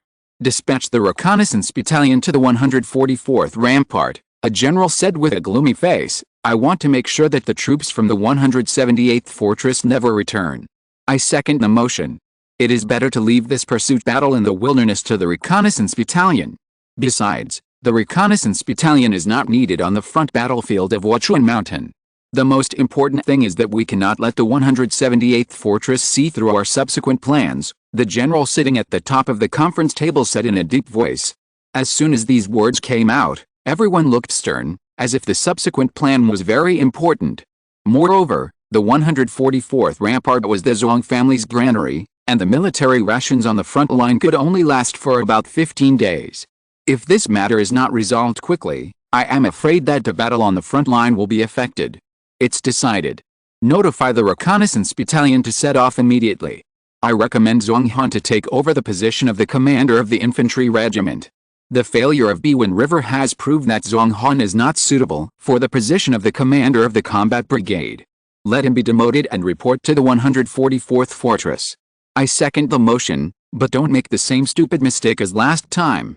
Let the 1237th regiment send troops to meet him. The generals of the Zhang family were very unhappy.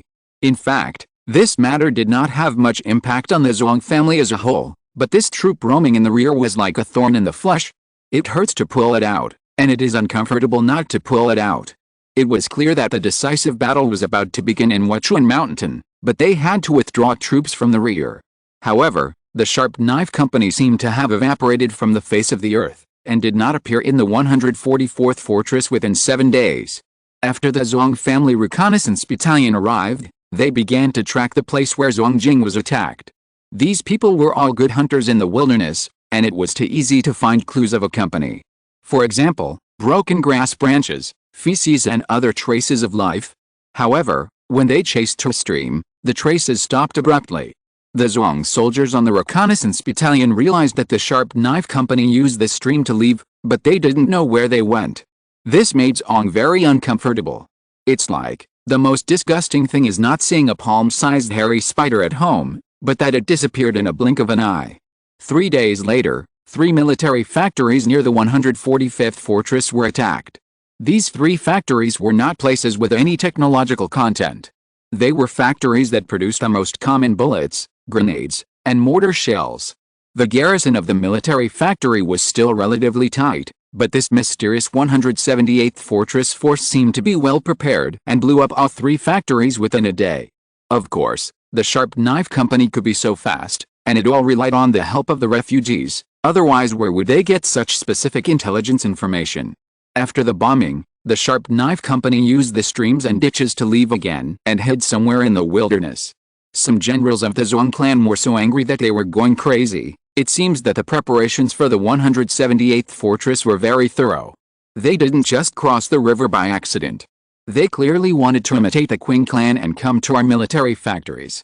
Tell the garrison regiments of the fortresses that if there is any accident in the military factories again, I will kill them. For a time, all the military factories in the north were under martial law. Everyone was ready to face a great enemy. Half of the troops stationed at the fortresses were used to guard the military factories. At this time, the Zhuang clan reconnaissance battalion finally lived up to everyone's expectations and added a Sharp Knife Company. They even saw the Sharp Knife Company retreating from afar on the top of the mountain. The Zhuang clan reconnaissance battalion wanted to curse. How come the troops of the 178th fortress didn't have any route planning at all? They just went wherever they wanted. At first, the Zhuang family reconnaissance battalion was chasing behind. Seeing some messy traces and clues, they thought that the Sharp Knife Company was deliberately misleading them.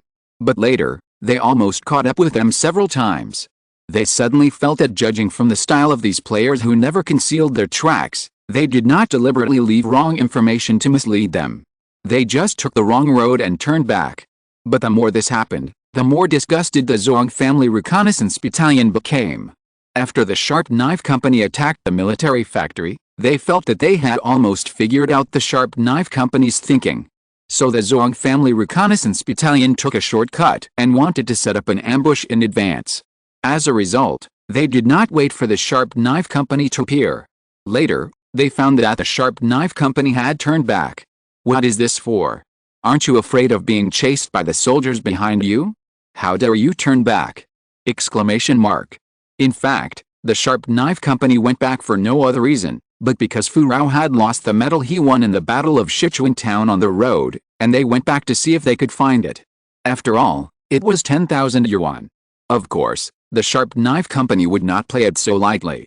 When Fu Rao wanted to go back to find the medal, he asked Ren Xiaosu, and Ren Xiaosu said that he just wanted to go back. The Sharp Knife Company also had a layer of insurance, that is, the shadows cruising in the wilderness. In fact, as long as your target is small enough, it is not difficult to hide in this wilderness. If the Sharp Knife Company had more people, I am afraid they would not be able to fight guerrilla warfare like this. Where are we going now? Zhang Xiaoman asked. The group of soldiers behind us is a bit tricky. I always feel that their overall quality is much better than the Zhuang family soldiers we defeated before. Ren Xiaosu frowned. If it were an ordinary army, they would have been thrown away by them long ago, but this army is very difficult to deal with. Ren Xiaosu also threw down a few seeds of thorn vines to trick the other party, but the result was that the other party was not fooled at all. The other party saw the strange red vines on the grass and bypassed them. Even if someone is accidentally entangled, others will try their best to rescue them, so it is difficult for the thorn vines to cause any casualties to them. It's not a good idea to let them chase us all the time. We've almost had a close-range exchange of fire several times, Zhang Xiaoman thought. Why don't we kill them? No, Ren Xiaosu shook his head. I suspect they also have snipers. How can such an elite battalion-level organization not have snipers? So it's better to avoid them. What should we do then? Chapter 437 The Difficult Scouting Battalion. Let's go, march at full speed. While they are setting up an ambush in front, let's turn back to Barrier 144. Ren Xiaosu decided. The soldiers of the Sharp Knife Company did not ask Ren Xiaosu how he knew that the other party took a shortcut and set up an ambush in front. Anyway, they were used to it. However, at this moment, Ren Xiaosu suddenly frowned. The reconnaissance battalion reacted faster than he thought. Seeing that they failed to ambush the Sharp Knife Company, the other party immediately chased after them. It's really difficult, Ren Xiaosu frowned, but he also had an unexpected gain.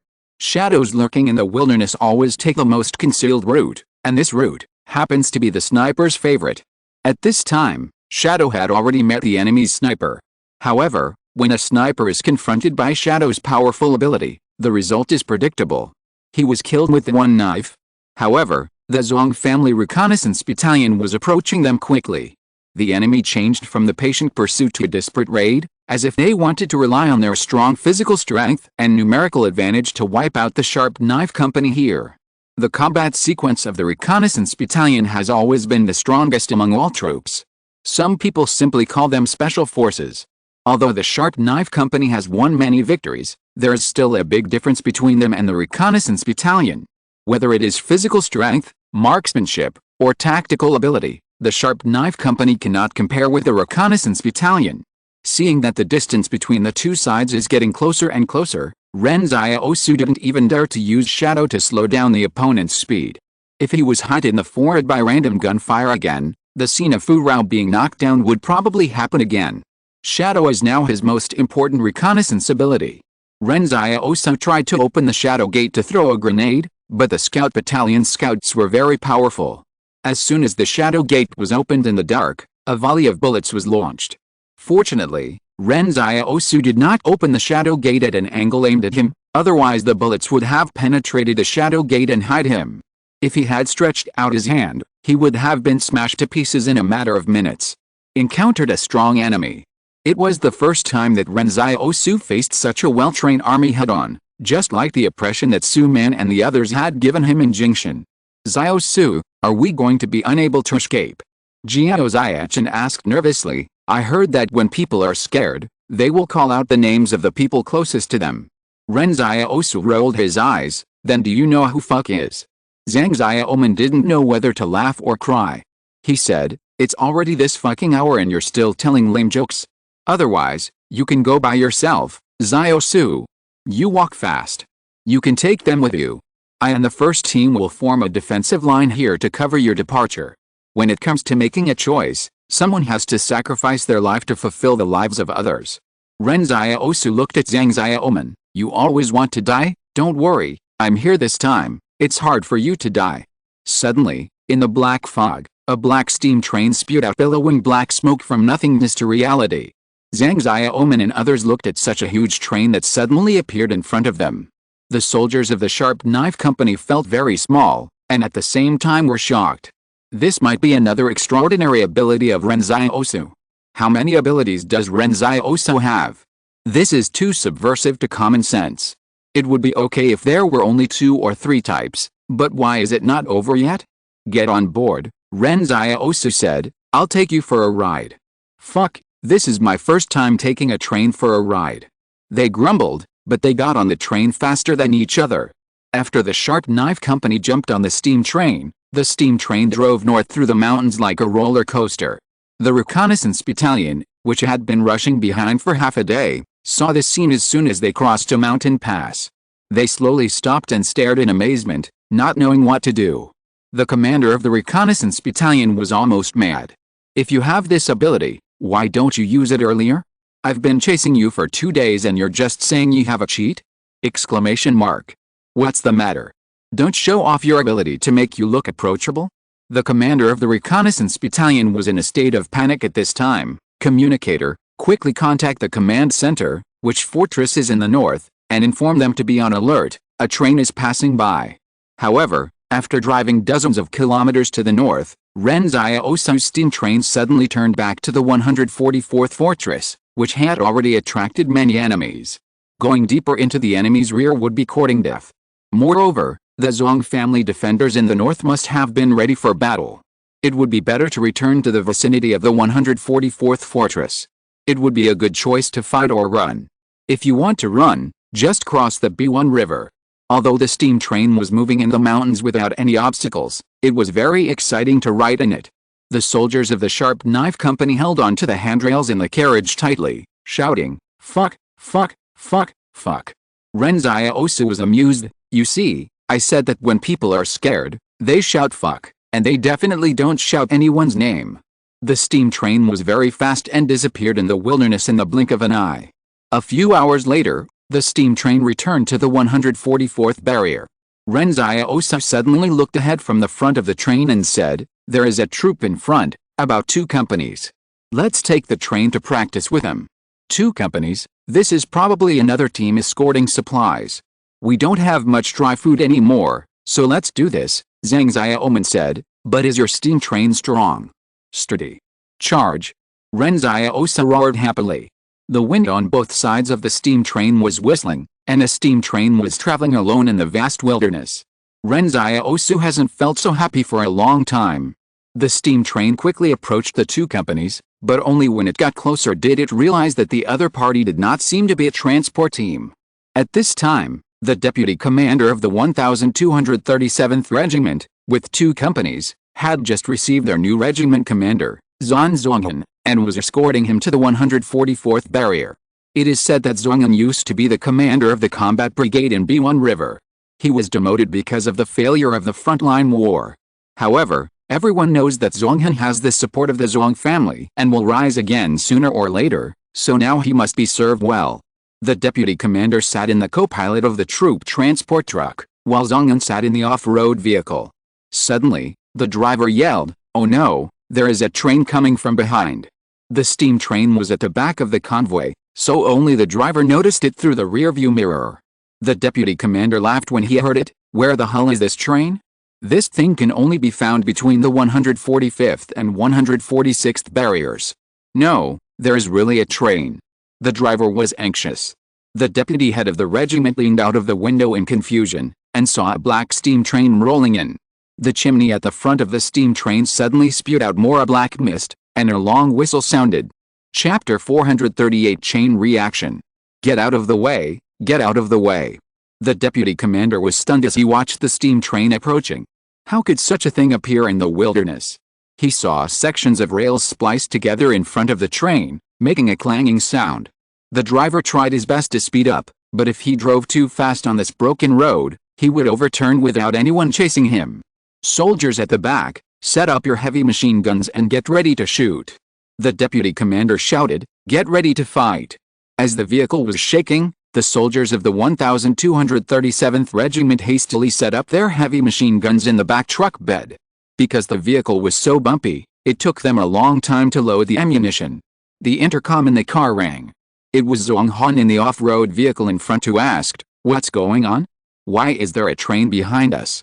It should be an enemy attack, but rest assured, we will definitely intercept the train behind us." The deputy commander turned around and shouted to the soldiers, "Open fire." The sound of thump thump thump was agitated, but they suddenly found that this invincible battlefield weapon could only produce a few sparks in the face of the strange steam train in front of them. The speed of the steam train is much faster than that of the convoy. Ren Xiaosu frowned and endured the pain while saying, "When we are parallel to them, you get up and open fire. Pay attention to see if there are any supplies." The soldiers of the Sharp Knife Company hide under the windows of the carriages one by one.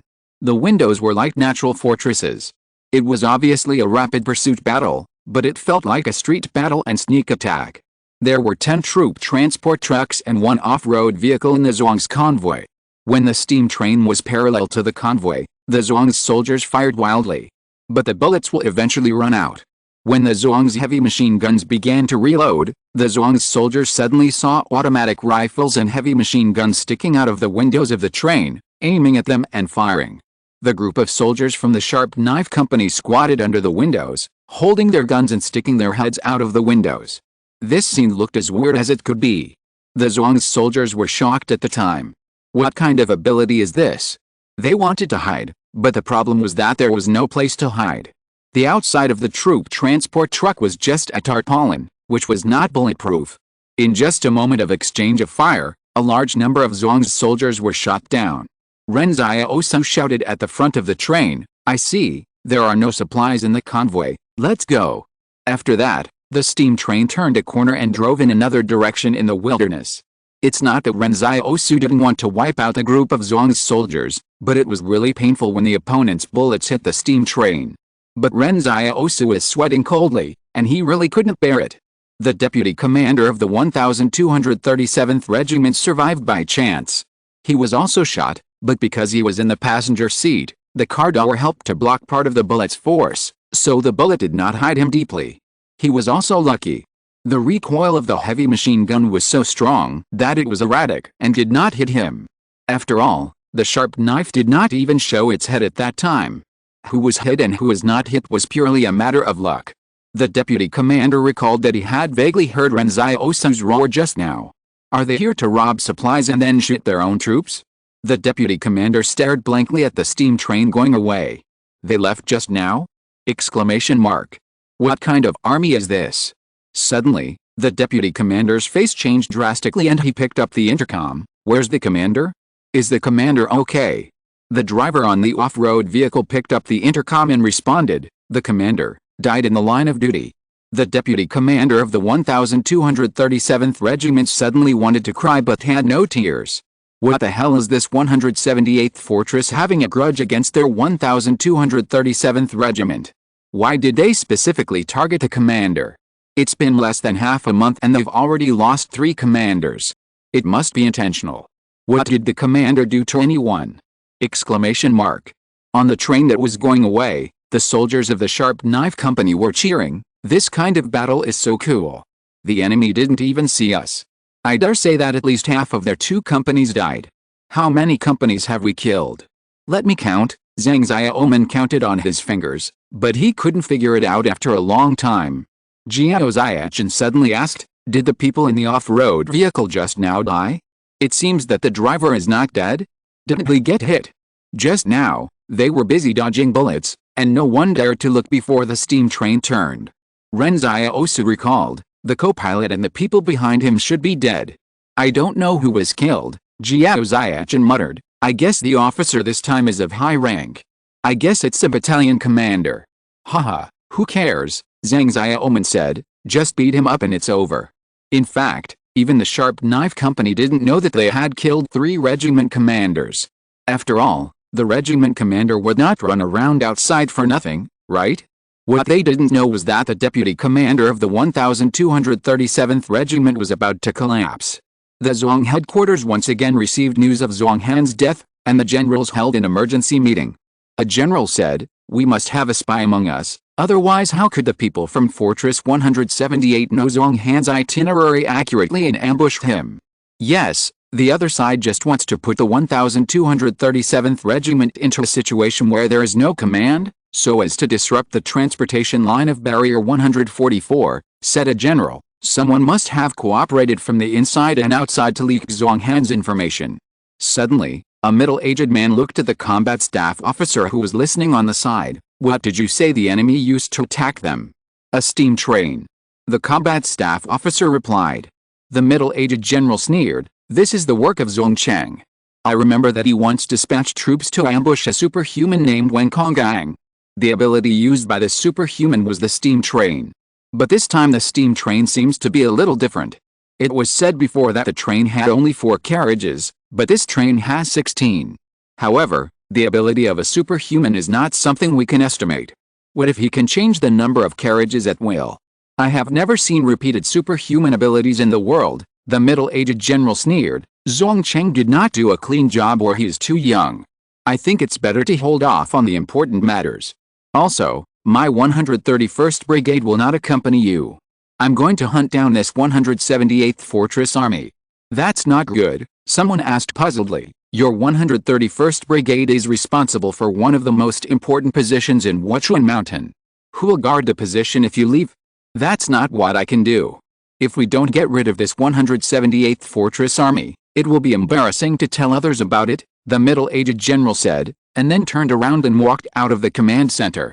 Of course, he wanted to hunt down the Sharp Knife Company, not for the noble reason he said, but because all the property he transferred to the Central Plains was in Wang Kongyang's hands. That was the wealth he had accumulated for most of his life. Now that the steam train appeared, the middle-aged general immediately found his enemy, and he had to take the property back. If you're listening to this novel on a channel other than Fanfic World, it means they downloaded and uploaded it without effort. We cordially invite you to visit our channel, Mundo Fanfic Novelist. There you'll find the original version of this story, and you can explore many other novels of various genres. We're waiting for you to immerse yourself in a world of incredible novels. Chapter 439. The deputy head has escaped. In the Zhuang clan headquarters, the general sitting at the top of the conference table had a gloomy face. However, this was not because of Zhuang Han's death, but because Zhang Wu dared to disobey orders in battle and took the 131st Brigade away from Huachuan Mountain. The 131st Brigade was Zhang Wu's trusted troops. They had been trained in the 149th Fortress for several years and had already shown a tendency to only listen to Zhang Wu and not the consortium. No one cared about him before. After this time, the head of the Zhuang clan might have to deal with him, but he had to wait until the war was over. Although the Zhuang clan was not united before, everyone was still in the same direction. At least no one broke the rules like this, but what about now? This Zhang Wu actually relied on the military power in his hands to openly violate the combat order. He did not defend the position well, but went to capture the 178th fortress. If this continues, I am afraid that the people of the Zhuang clan will lose their hearts. For a while, the generals in the headquarters were silent, and no one knew what they were thinking. In fact, Zhuang Wu's transfer of property was concealed, but there is no wall that is impenetrable in the world. Everyone knew it early. Now we have to face the problem of stability in the rear, said the frontline commander Zhuang Ying. What do you think? Before, everyone thought that this was a company where there might be extraordinary people and snipers, and later they thought that there was more than one company. But until that time, this small group of troops was not enough to shake the entire war situation. But today is different. The appearance of the steam train means that this small group of troops actually has super high mobility. Even the reconnaissance battalion can't catch up with them in the wilderness. So this small group of troops in the 178th fortress suddenly became a huge hidden danger, because you don't know what they are going to do. The main problem is that Ren Xiaosu and his men don't have any clear purpose. Anyway, they just adapt to the situation. If they can beat them, they fight. If they can't beat them, they run away. No matter what I do, I just do it.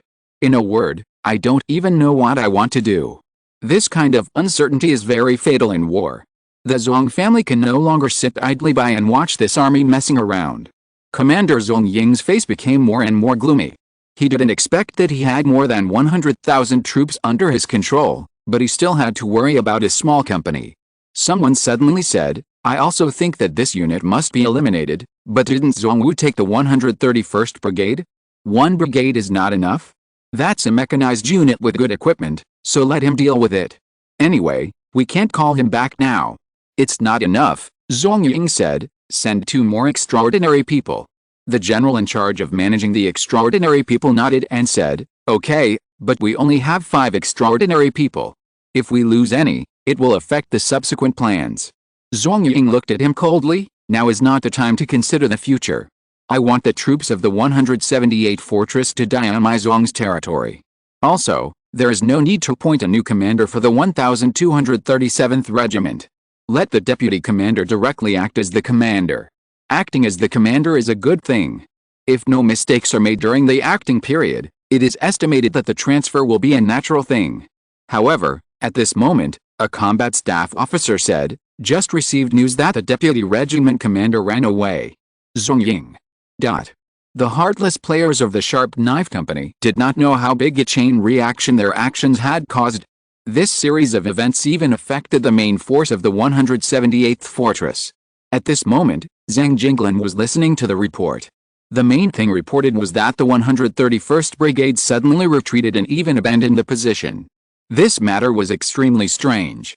You must know that the 131st Brigade had caused a lot of trouble to the 178th Fortress on the front battlefield. That mechanized force was very difficult to deal with. Hu Xingzi, who was in charge of the 178th Armored Brigade, frowned and said, this is very unusual. They suddenly gave up their positions and said they would withdraw. I was even bombarding the positions, but all was lost.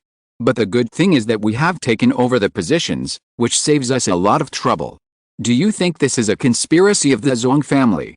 Zhou Yinglong muttered, they have bombed Sichuan town before. Could there be something buried on the positions? Hu Xingzi shook his head, I thought the same as you at first, so I ordered them to check the positions as soon as they captured them. There was no problem. That's strange. Not only that, said Wang Fingyin, who is in charge of intelligence work. You all know that the intelligence work of our 178th fortress was started relatively late, but we still have a strong mass base with the Zhuang family. I received news from the radio station that the Zhuang family even transferred their reconnaissance battalion to the rear. However, this intelligence worker is of too low a level and doesn't know what happened. Also, the Zhuang family's material transportation line suddenly changed, which may be related to this matter. Originally, they transported materials from the 144th barrier, but now they temporarily transferred the spare materials from the 145th barrier. The Sharp Knife Company, Zhang Jinglan said. As soon as Zhang Jinglan spoke, the entire command center fell silent. Zhang Jinglan said calmly, I think it may be that the Sharp Knife Company caused them a lot of trouble in the rear of the Zhuang family, so that they had to transfer the reconnaissance battalion and the 131st Brigade to deal with the Sharp Knife Company. Zhou Yinglong asked cautiously, Commander, are you serious? The Sharp Knife Company has only more than 100 people. Can it cause such a big commotion? I know those little bastards very well. They don't have this ability. Ren Xiaosu is in the Sharp Knife Company, Zhang Jinglan said. With him, this is possible, otherwise it is difficult to explain why the Zhuang family is so abnormal. Moreover, the reconnaissance battalion, a combat sequence, is transferred to the rear, which must be for a highly targeted small-scale battle.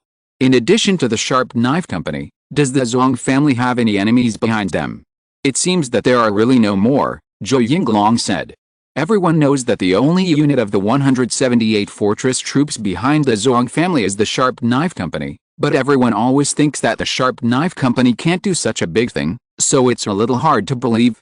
But after excluding all impossible guesses, the Sharp Knife Company became the only truth. No matter how they did it, no matter what they are doing, Zhang Jinglan looked around at the generals. We must put more pressure on the Zhuang family on the front battlefield. We can't let them withdraw troops to deal with the Sharp Knife Company. We must press on all fronts. This is the only way to help them. Later, we will formulate a more detailed battle plan. Understood, everyone nodded. It's just that the generals of the 178 fortress are very curious about what the Sharp Knife Company did behind the Zhuang family. Originally, the troops of both sides were still in the stage of mutual testing in Huachuan Mountain, and the series of reactions caused by the Sharp Knife Company instantly escalated the intensity of the war. And the Sharp Knife Company, which caused all this, is hiding in the mountains and eating roasted potatoes. Chapter 440 A Brief Rest. Hey, this potato smells so good. Zhang Xiaoman used a branch to pull out a burnt potato from the campfire. Before it cooled down, he broke the potato in half with a grin. For a moment, the entire temporary station was filled with a unique aroma of roasted sweet potatoes. At this time, they were at the edge of the Zhuang family's territory. The reconnaissance camp was probably more than 200 kilometers away from them, so now everyone didn't have to worry about the enemy coming. These few days, they finally had a bite of hot food. The moment everyone ate the potato, they felt that their life was satisfied. It's so exciting to fight with Ren Xiaosu, Zhang Xiaoman sighed. I never thought that the Sharp Knife Company could kill so many enemies before. I originally thought that at least half of our Sharp Knife Company would be sacrificed in Sichuan town. By the way, where is Ren Xiaosu? Fu Rao asked curiously. They said they were going fishing, Jiao Xiachen replied. I finally discovered that it's unnecessary to bring supplies with Ren Xiaosu. There's no place where he can starve. He can find food everywhere. As they spoke, a group of soldiers took off their shoes and leaned comfortably on the rocks beside them. The soldiers of the Sharp Knife Company thought that they were probably the most relaxed combat sequence on the battlefield today, and they were also the most free. Hiding behind the enemy, they didn't have to listen to anyone's orders and could do whatever they wanted. Do you think we can get a second-class merit when we go back this time? Fu Rao asked. Will we be awarded some rare medals? You mean to ask if we will be awarded more valuable medals? Haha, someone laughed. Fu Rao's family was poor, so he had a low self-esteem. He liked a girl but didn't dare to confess his feelings. He had to watch the armored brigade compete with him for his sweetheart. In fact, the Sharp Knife Company didn't sell medals at the beginning. After all, it was an honor. Later, Fu Rao asked once, if he was the only one selling the medals, would it seem that he had no sense of collective honor? His mother was ill and needed money urgently. Although there was medical insurance subsidy in the barrier, The medicine his mother needed was controlled medicine, which was relatively expensive. As a result, Zhang Xiaoman said, "Why haven't you sold it yet? Our metals have been sold a long time ago." Fu Rao felt more at ease now, and selling metals became a routine of the sharp knife company. Before, Fu Rao lost his metal and wanted to go back to find it. Zhang Xiaoman and the others agreed without saying a word, and the metal that was found was actually Zhang Xiaoman's own. After all, it is not so easy to find a thumb-sized metal in the wilderness. Zhang Xiaoman analyzed at this time, "Look, the most powerful metal in our group army is the nebula metal. Someone on the black market offered more than 200,000 for it, but we have no hope. That thing must be given to the best soldiers in this battle, and they must have made significant contributions. However, for the second-level star metal, I think we can try our best. It sells for more than 50,000 on the black market." Fu Rao's eyes lit up. "So expensive?" "Of course not," Zhang Xiaoman laughed cheerfully. "With a star metal, you can pay off the money you owe for your mother's medical treatment." Fu Rao grinned. "What kind of merit does it take? Our previous military exploits are about the same, mainly because we are few in number and fighting alone, so the standard should be lowered. This is considered to be the benefit of being behind enemy lines." Zhang Xiaoman thought for a while and said, "We have killed at least 6 or 7 companies, but this is probably the weight of the star metal. If we can kill more important officers of the Zhuang family, we will definitely get the star." "A more important officer? What rank does he have to be?" "He has to be at least a regimental commander." "How can we get him then?" "A person like the commander of an infantry regiment is strictly protected." Fu Rao shook his head in disappointment. At this time, Ren Xiaosu came back with dozens of fish in his hands. He tied the fish together with straw or ropes through their gills. "If you want to take it, take the best. Let's take the nebula metal this time. You haven't counted the 3 military factories we destroyed. Who knows what we can do in the future." Suddenly, Zhang Xiaoman's eyes finally lit up. "Why don't we attack Barrier 144? Barrier 144 is the granary of the Zhuang family. If we can make the Zhuang family troops in Wuchuan Mountain starve, it will definitely be a great achievement. Now a lot of troops in Barrier 144 have been destroyed by us, and their defense must be empty. This is not that easy. It's okay to fight the Zhuang family company in the wilderness, but for us to break through the barrier with so few people is just courting death," Ren Xiaosu said unhappily. He swiftly strung all the cut fish on branches. "How about we poison the source of the drinking water river at Fort 144, or even throw in animal carcasses, to destroy the water source? This way, it will be uncomfortable for people in Fort 144. Jiao Ziachin came up with a bad idea. But Zhang Xiaoman retorted, "Didn't the people in the fortress suffer?" "That's right." Ren Xiaosu didn't say anything. After a while, the aroma of grilled fish wafted up. He suddenly said, "Let's eat fish these days. Fish are too easy to catch now. I feel like there are too many fish in the river." Zhang Xiaoman came over. "Xiaosu, let's not talk about fish first.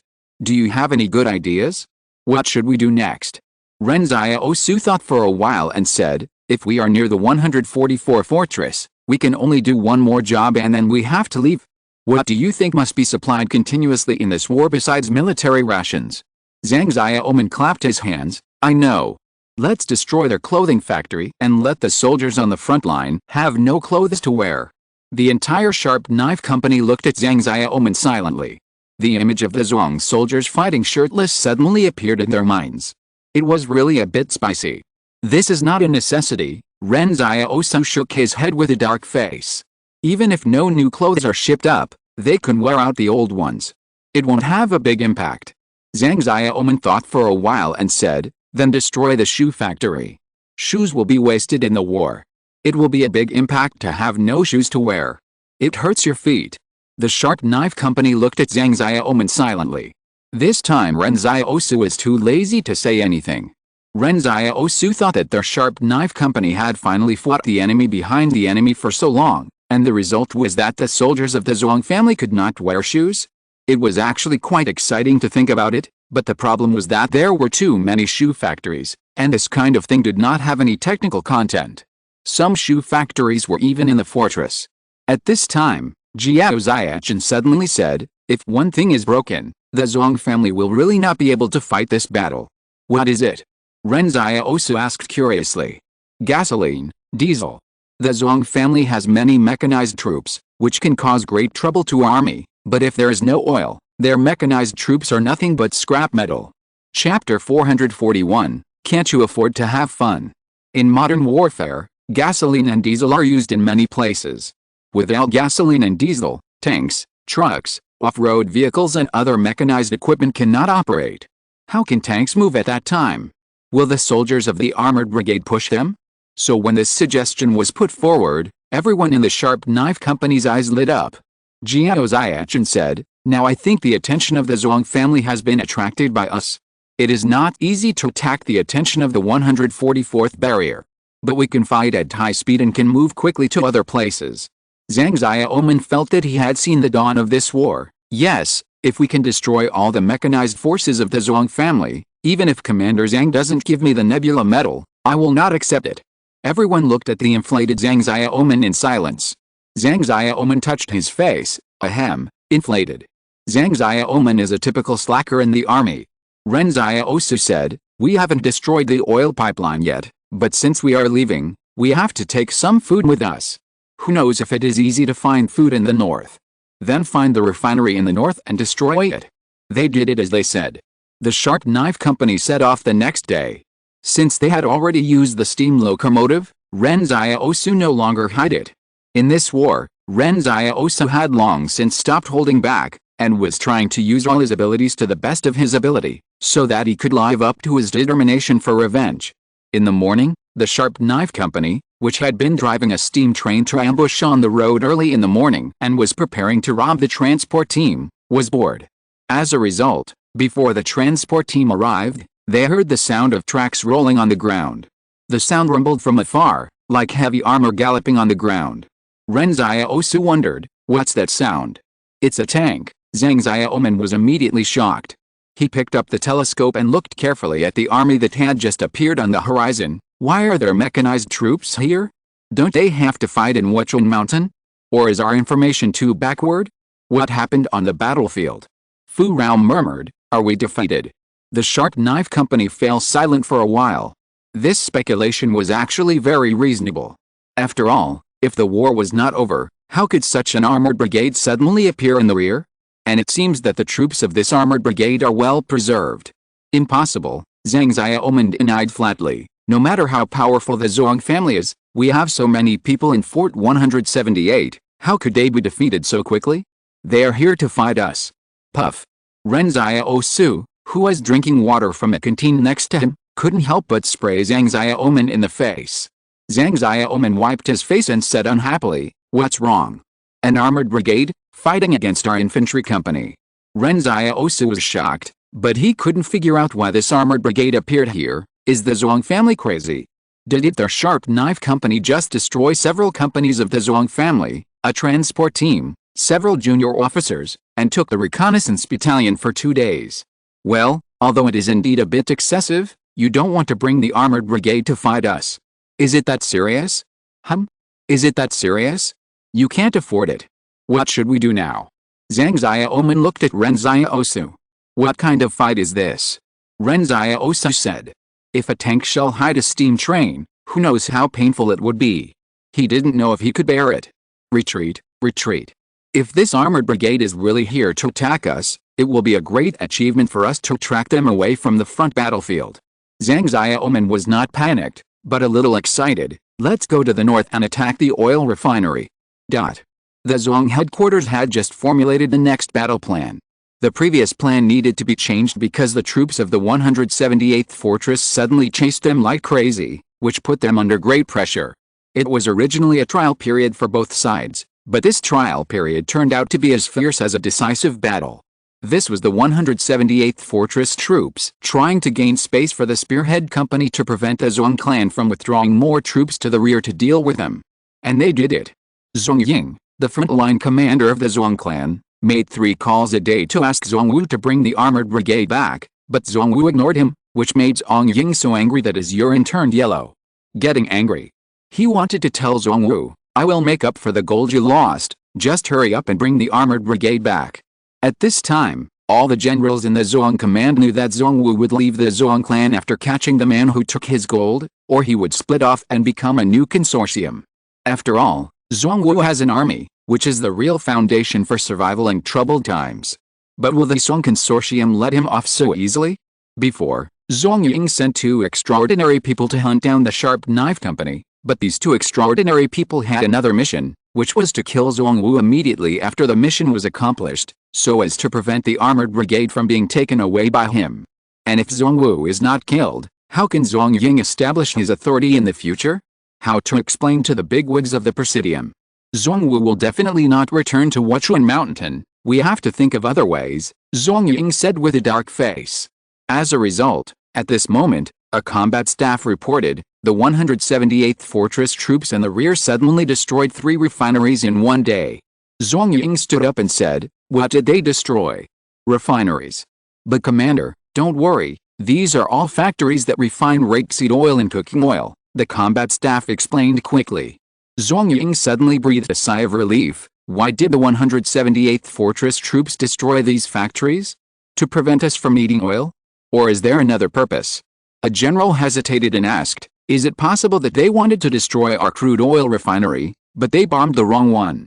"Impossible," Zhuang Ying denied in a cold voice. "Such an elite force would make such a low-level mistake? There must be other intentions. Tell them and study the related matters of these refineries carefully. What if they really want to destroy our crude oil refinery?" the general said. Zhuang Ying paused and said, "Notify the refinery to strengthen its vigilance. The garrison will increase its vigilance level." This kind of refinery itself has garrisons. Ren Xiaosu and others know the importance of energy. How could the Zhuang family not know? At this time, Jiao Xiachen was complaining to Zhang Xiaoman on the train, "Captain, if we can't find the right place, we'll just give up. The Zhuang family must have taken precautions." Zhang Xiaoman shouted at the top of his voice, "Can you blame me for this? When we asked the refugees where the oil refinery was, the refugees told us directly. You didn't question it at the time. Why are you blaming me now?" "Don't blame you, don't blame you." Ren Xiaosu felt a pain in the back of his head when he heard the noise. Chapter 442. The wish was very beautiful. The idea of the Sharp Knife Company was very simple. Isn't it just to destroy the mechanized troops of the Zhuang family from the perspective of energy? But the reality was cruel. They were unfamiliar with the place and didn't even know where the refinery was. They found refugees to ask, and the refugees also answered their questions enthusiastically and kept the secret. But when the Sharp Knife Company learned in the refinery that it was a rapeseed oil refinery, they almost suffocated. They raided 3 factories in one day, but didn't see a proper refinery. They were exhausted. Ren Xiaosu could only take them back to the uninhabited wilderness and replan their next goal. The plan to raid the refinery was scrapped. After all, they had already attacked 3 refineries. Even if the Zhuang family guessed casually, they might be able to guess what they were going to do, so the real crude oil refinery must be heavily guarded at this time. So what should we do now? Jiao Xiachen smeared the sesame oil they had just snatched on the fish and prepared to grill it. In fact, what Ren Xiaosu and the others didn't know was that if they had used the steam train to break through the barrier yesterday while the 131st Brigade had not yet reached the 144th barrier, they might have really destroyed the Zhuang family's granary. After all, half of the infantry regiment's troops were lost in a confused manner, and 3 regiment commanders died in a row, and the deputy regiment commander also ran away, leaving the entire group without a leader. If they really broke in, the other side might not be able to organize an effective defense force. Unfortunately, their information was too backward, and they still didn't know that they had killed the 3 commanders of the 1237th Regiment. Then just destroy some factories at random, destroy one when you see one, Zhang Xiaoman said. "We said before that we should learn from the Qing family. The Qing family destroyed one when they saw one. I heard that the Yang family's industry in the north is completely ruined. How can we compare with the Qing family? The Qing family sent more than 1,000 people." Jiao Xiachen rolled his eyes. At this time, Ren Xiaosu did not participate in the discussion of the Sharp Knife Company, because he knew that it would be difficult to discuss any results. It was better for the Sharp Knife Company not to have any plans. Only in this way could the enemy not figure out their patterns and avoid being ambushed by a well-designed ambush. And what he was thinking was, Where's Zhongcheng now? I heard before that Zhongcheng was in charge of the garrison work of the Zhuang family's base camp, and Luo Lan said disdainfully that it was the place where the Zhuang family's children went. Ren Xiaosu looked at Zhang Xiaoman. Where's the Zhuang family's base camp? 146 Fortress. It's about 400 kilometers away from us, Zhang Xiaoman said in surprise. Xiaosu, you don't want to attack their base camp, do you? We don't have enough people. There is at least a brigade stationed at 146 Fortress now, and the base camp must be different. No, Ren Xiaosu shook his head. I'm just asking casually. He thought to himself, a brigade. It seems that he can only wait for the 178 Fortress to attack, otherwise he will really die if he takes the Sharp Knife Company in. However, at this moment, the sound of tracks could be heard again in the distance, as if the armored brigade was chasing them. Ren Xiaosu frowned. How did they find us? I don't know, Zhang Xiaoman was a little confused. They didn't leave any clues or traces when they left today. Forget about it for now. The armored brigade is not as fast as us. Let's get out of here first. But just as they were about to leave, a young man with a knife suddenly came over from a distance. He looked at Ren Xiaosu and the others and laughed loudly. Finally found you. Before he finished speaking, Zhang Xiaoman reacted very quickly and fired directly. But surprisingly, when the bullets came in front of the young man, a yellow honeycomb-like light automatically lit up in front of him, blocking all the bullets. Why don't you let me finish my words? That's so rude. The young man shook his head and smiled, looking calm and composed. There should be a superhuman among you named Su Xianshu, right? Who is it? At this moment, a yellow light suddenly lit up behind the young man, like a solid barrier, but this time, the young man looked down at the black knife tip emerging from his chest and the blood flowing out in astonishment, and he couldn't speak anymore. Ren Xiaosu put away the shadow gate and the black knife and wondered, who the hell is this? The young man fell to the ground, his breath gone. Zhang Xiaoman replied, maybe it's the superhuman of the Zhuang family? Why does he look so fierce and not very smart? Ren Xiaosu's face changed. When he penetrated the B1 river, someone killed his shadow, so maybe the other party used this to judge that Su Xianshu was in their team. He absolutely couldn't let this go on, otherwise he might be exposed. Zhang Xiaoman and others hadn't seen the shadow yet, so he killed him directly. But Ren Xiaosu didn't expect that it would be so easy to kill the other party. Ren Xiaosu also knew that the quality of the extraordinary people nowadays was indeed mixed. Not all of them had combat experience, and some were quite arrogant. Yang Xiaojun told him before that after an extraordinary person awakened in the Central Plains, he immediately said that he wanted to rule the entire Central Plains, but he was shot to death. There were also those who said they wanted to protect peace, but they were also killed. Anyway, there are all kinds of people, and not everyone is as cautious as Wang Konggang. But, the one I met today was particularly stupid. I don't know how the Zhuang family trained him. Forget it, leave him alone, move. Our position may have been exposed, Ren Xiaosu said, and then summoned the steam train to leave, leaving the body of the extraordinary person in the wilderness, and the sharp knife didn't even look at him again. What Ren Xiaosu didn't know was that this extraordinary person was not so arrogant for no reason, because during the 3 months when he was incorporated into the Zhuang clan even used artillery shells to test the solidity of his defense system, but he actually blocked even the artillery shells. So this extraordinary person suddenly appeared, in fact, just to delay them before the armored brigade arrived. If it were someone else, it might not be able to delay the Sharp Knife Company. But to his surprise, it seemed that there was really nothing that Ren Xiaosu's black knife could not cut. The palace said it was the sharpest, so there was no lie at all. It was definitely the sharpest, nothing else. Then the extraordinary person knelt down. Ren Xiaosu and his companions took the steam train and left again. Zhongwu, who was behind, saw that Ren Xiaosu and his companions had escaped again and was so angry that he yelled, "Isn't he said to be a very powerful superhuman? How come he can't even be held for a while? Trash!" Zhongwu looked at another superhuman beside him and said, "You are not such a waste, are you?" The superhuman's eyelids twitched. "I am definitely better than him, but I am good at finding other superhumans, not fighting. I have found so many superhumans for the Zhuang family." Zhongwu waved his hands impatiently. Okay, I got it. Where are they now? I can only use this ability 3 times a day.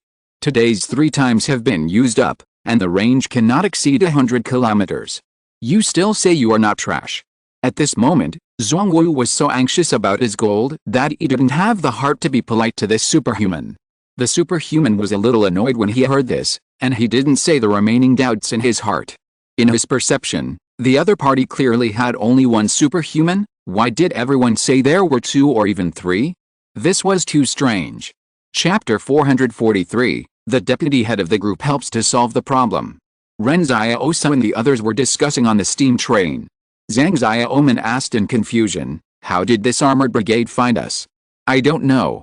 Is there a positioning device or something on the things we took out after destroying the factory today?" Jiao Xiachen asked. "No, we just took some sesame oil and nothing else, and there was nothing valuable there," Zhang Xiaoman said to everyone. "You didn't take anything, did you?" "No," the soldiers shook their heads. "During the march and battle, we would never do such a thing to betray our comrades, and we would never hide things secretly. Could there be a traitor?" Zhang Xiaoman cursed. "Who is the traitor? I'll give you a chance to stand up yourself." "I think you are a traitor." "Yes, I also think the company commander is a traitor." A good discussion suddenly turned into a mess. Ren Xiaosu said calmly, "It is definitely not a traitor. It should be a supernatural being with relevant abilities. The Zhuang family attaches so much importance to us that they even sent an armored brigade. It doesn't make sense to send only one supernatural being. There must be others. If there was a traitor, B1 River and Kayangwon Mountain would not have been fought so easily, and the infantry regiment of the 144th Barrier would not be helpless against their spearhead company. Besides, the death rate of the Sharp Knife Company has always been very high. Sending a spy to the Sharp Knife Company is basically like giving it away for free. Once on the front line, he will be killed by a single shot. Even if the intelligence chief of the Zhuang family is mentally retarded, he will not place a spy in the Sharp Knife Company. It has no value and is easy to die. It was only after Ren Xiaosu came that the Sharp Knife Company suddenly became very important. Therefore, Ren Xiaosu guessed that it was done by the extraordinary. After all, the extraordinary people are so magical now that it is difficult for ordinary people to guess. What should we do if this armored brigade can always find us? Jiao Xiachen asked. It's disgusting if we can't get rid of it.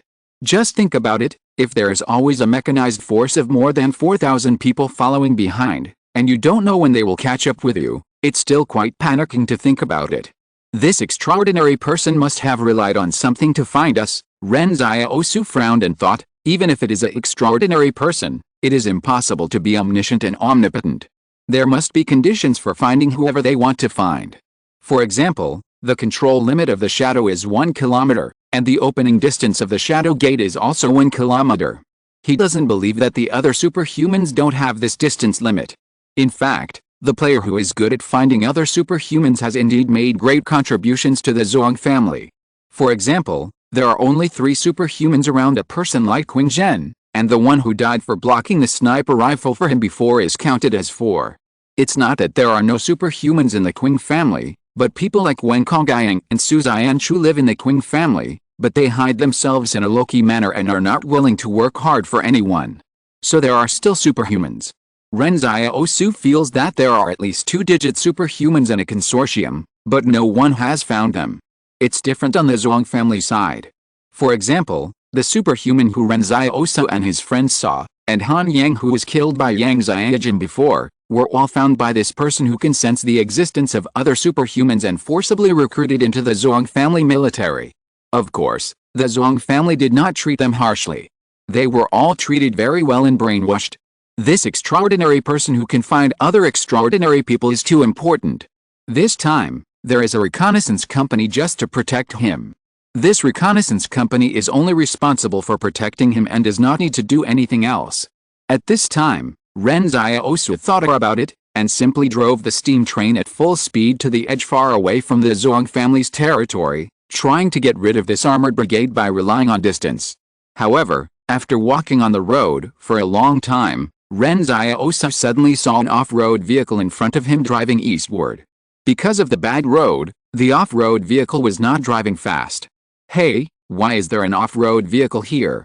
Zhang Xiaoman asked curiously. "There is no military area of the Zhuang family in this remote place."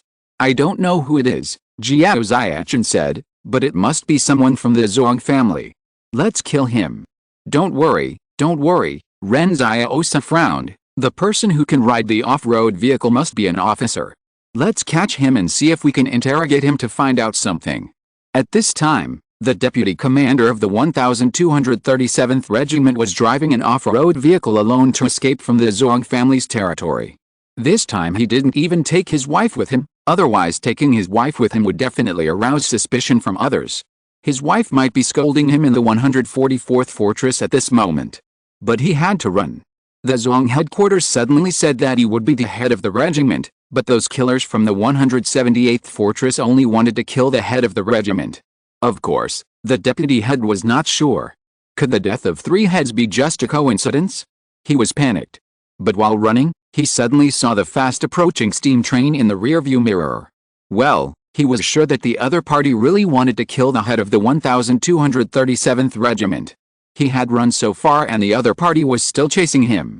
Crazy, right? I said I didn't want to be the head of the regiment. However, this was not really a coincidence. After all, the deputy head wanted to run away, and the Sharp Knife Company was also running away. Everyone was walking the same road, so they bumped into each other. If this steam train had gone forward for more than 100 kilometers, Ren Xiaosu might have seen Li Shenton. The steam train quickly stopped the off-road vehicle, and the deputy commander was also decisive. He got off the train and raised his hands. I surrender. Don't kill me. I said I don't want to be a commander anymore. Why are you still chasing me? I really don't want to be a commander. Ren Xiaosu and the others got off the steam train with a bewildered look on their faces. What was this old guy talking about? What commander or not? Zhang Xiaoman pointed a gun at the deputy commander and slowly approached him. Is there anyone else in the car? No. I'm the only one. The deputy commander almost cried when he saw Zhang Xiaoman's ferocious look. At this time, more than 100 people surrounded him. Even if you had 10 lives, it would not be enough to die. What did you mean just now? What's wrong with the commander? Ren Xiaosu asked with a frown. The deputy commander was also confused. Aren't you guys specifically responsible for killing the commanders of the 1237th Regiment? Zhang Xiaoman and the others looked at each other. What the hell was going on? After the deputy commander's detailed explanation, all the soldiers of the Sharp Knife Company said in their hearts at the same time, WTF.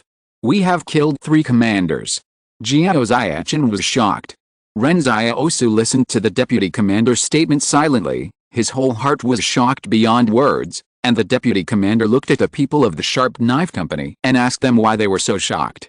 At least we have a star medal now, right? Fu Rao muttered. I guess it's possible that we have a nebula. Ren Xiaosu interrupted. Let's not talk about anything else. Is there any extraordinary person in the Zhong family who is good at finding people? The deputy commander was stunned for a moment and said, Finding people? I don't know about that, but I know there is an extraordinary person who is good at finding other extraordinary people. Chapter 444, Attack on Barrier 144. After coming to the Northern Zhong clan for such a long time, the Sharp Knife Company had won many battles, but they were still flying around like headless flies in the absence of information. How blind was the Sharp Knife Company? Most of the time, they only knew how they won, but they didn't know who they were fighting against, nor who was going to fight them. And now, suddenly they caught the deputy commander of the 1237th Regiment, and the Sharp Knife Company suddenly seemed to have suddenly become clear. Ren Xiaosu was most concerned about why the armored brigade could find them, and he found the answer from the deputy commander. It turns out that he can find other extraordinary players, and he has also trapped many other extraordinary people. You said that his search range is only 100 kilometers, right? Yes, he was escorted to the 144th barrier before to find an extraordinary person. I also knew about this at that time. The deputy commander sat on the ground honestly to accept the interrogation. Fu Rao beside him whispered, Did we really kill 3 commanders? Yes, Li Mingli, Zongjing, Zonghan, these 3 people, among them Zonghan was originally the brigade commander of B1 River. Fu Rao was overjoyed. According to what the deputy commander said, what they did with the Sharp Knife Company was a great victory, and the star medal worth 50,000 yuan was not lost. Now, the money owed by his mother for medical treatment can be repaid. Zhang Xiaoman looked at the deputy head and said with a smile, If I hadn't met you, I wouldn't have known I was so awesome. Jiao Xiachen next to him said, It doesn't matter to you, isn't it all Ren Xiaosu's credit? Zhang Xiaoman glared at Jiao Xiachen and said angrily, no wonder you have become stronger recently, you usually practice arguing, right? Jiao Xiachen was speechless. What the hell was going on? The deputy head didn't even dare to fart at this time, for fear of angering the group of assholes in front of him. At this moment, Ren Xiaosu suddenly asked, we found that an armored brigade was chasing us. Why? We have so few people. We don't need to send out an armored brigade, right? The higher-ups thought you had a lot of people, the deputy regiment commander explained carefully, but the armored brigade thing probably happened after I escaped, so I didn't know about it. What's the situation of the 144th Fortress now? What's the situation of your 1237th Regiment? Before I escaped, the 1237th Regiment was already in a panic, the deputy regiment commander whispered. There were only a few defenders left in the entire 144th Fortress, and you killed half of them. As for what happened after I left, I don't know, but I can guess that there was no one managing the 144th Fortress at this time, and the other deputies in the 1237th Regiment were not in harmony. I know what we should do. Ren Xiaosu suddenly said. That afternoon, the sharp knife and the desperate deputy regiment commander rushed all the way to the 144th Fortress. At this time, the armored brigade should be tracking them to the north, and the tracking range of the extraordinary person is only 100 kilometers, and the steam train has already left them far behind. In fact, the armored brigade sounds intimidating, but the speed of tanks and armored vehicles in the wilderness is only 60 at most. You should know that the speed limit of most tanks, even on flat roads, is only about 80. How can this speed outrun the Sharp Knife Company? So the Sharp Knife Company must compete with the armored brigade now. Don't you want to chase me? Then chase me slowly, I think you are dreaming. The steam train came to the gate of the 144th barrier and ignored the machine gun fire of the defenders on the city wall. Before the defenders had time to adjust the firing range and angle of the close-in defense guns, the steam train had already smashed the gate of the city wall. Ren Xiaosu suddenly spit out a mouthful of blood, but he wiped the blood and looked at the deputy commander as if nothing had happened. Where's the granary? East. The deputy commander said numbly. He ran away not only because he didn't want to be the head of the regiment, but also because he was worried that he would be caught as a spy. After all, you are the only one who is fine when all three heads of the regiment are dead, and the enemy can always grasp the schedule of the head of the regiment. Do you dare to say that it has nothing to do with you as the deputy head of the regiment? This is a big deal. Maybe he won't be touched during the war, but someone will definitely come to settle accounts with him after the war. The deputy head of the regiment knew that he was not a spy, but Ren Xiaosu looked at him as if to say, you are one now. Ren Xiaosu said to the deputy head of the regiment with a smile, you are now a temporary non-staff member of our Sharp Knife Company. You must perform well and strive to be a useful person to the barrier and win glory for the barrier. The deputy head of the regiment felt bitter. He wanted to ask if he could be let go after destroying the granary of the 144th barrier, but he looked at Ren Xiaosu pointing his gun at him intentionally or unintentionally, and he dared not speak. Where can I go to reason with this? ? As the deputy regiment commander said, the 144th barrier was already a paper tiger at this time, not as scary as imagined, and the troops of the barrier had no time to organize an effective defense force. The steam train rushed all the way to the eastern warehouse. The warehouse over there occupied a large area, and the harvest of the fertile fields near the 144th barrier of the Zhuang family in the past 5 years was all here. There was a checkpoint in front of the granary, and even heavy firepower, and the walls were high and covered with barbed wire. However, Ren Xiaosu's steam train did not go through the main gate at all, and rushed in after knocking down a wall. Zhang Xiaoman. Here. Zhang Xiaoman responded. We will only set fire to the granary on the train, and don't fight to the end. Do you hear me? Yes. Zhang Xiaoman responded excitedly, but at this time, the other soldiers of the Sharp Knife looked strange. Why did Zhang Xiaoman suddenly act like a team leader under Ren Xiaosu? You, Zhang Xiaoman with thick eyebrows and big eyes, are so eager to curry favor with the next commander in advance. The Sharp Knife Company killed and set fire all the way in the 144th Fortress. When the 131st Brigade in the north learned the news, it was too late. It would take them at least 6 hours to get back to the 144th Fortress for support. By then, the entire 144th fortress might be dead. However, after the Sharp Knife Company came in, someone originally proposed to open fire to create chaos among the residents, but Zhang Xiaoman resolutely stopped it, saying that the 178th fortress would not do such a thing. The Water Dragon division in the fortress was responsible for extinguishing fires, but how could they extinguish fires faster than the Sharp Knife Company? When the remaining garrisons of the 1237th Regiment saw that the situation was hopeless, they simply did not stop them, but gathered their property and fled to the outside of the fortress. No matter what the outcome of this matter is, the 1237th Regiment must take the blame for this matter. If they don't run away now, they will have no good life in the future. Everyone knows how cruel the Zhuang family is. When they were escaping, someone said, "Why do I think I saw the deputy commander on that train?" The commander of the 3rd company said harshly, "I said he might be a spy a long time ago, but you didn't believe me." Chapter 445 Zhuang's Plan. Why do I always feel that it is too easy to attack this 144th barrier? Ren Xiaosu asked curiously, "Will there be any accidents? Let's be careful." Seeing that most of the granaries were burned, the armored brigade was still rushing back to the north for support. By the time the armored brigade arrived, I'm afraid that the Sharp Knife Company would have already run away. The entire barrier had no resistance. Although the inside of the barrier was in chaos, it was mostly due to the panic of the residents. The deputy commander on the side was speechless when he heard what Ren Xiaosu said. How can this be easy? You have killed 3 commanders, and the deputy commander is also in your hands. How can this be easy? Are you talking about human words? However, when burning the granary, Ren Xiaosu found that 1/3 of the warehouse in the granary was empty. He asked the deputy commander, "Has all this food been transported to the front line?" "No," the deputy commander shook his head. "It was all bought by various generals before the war under various names.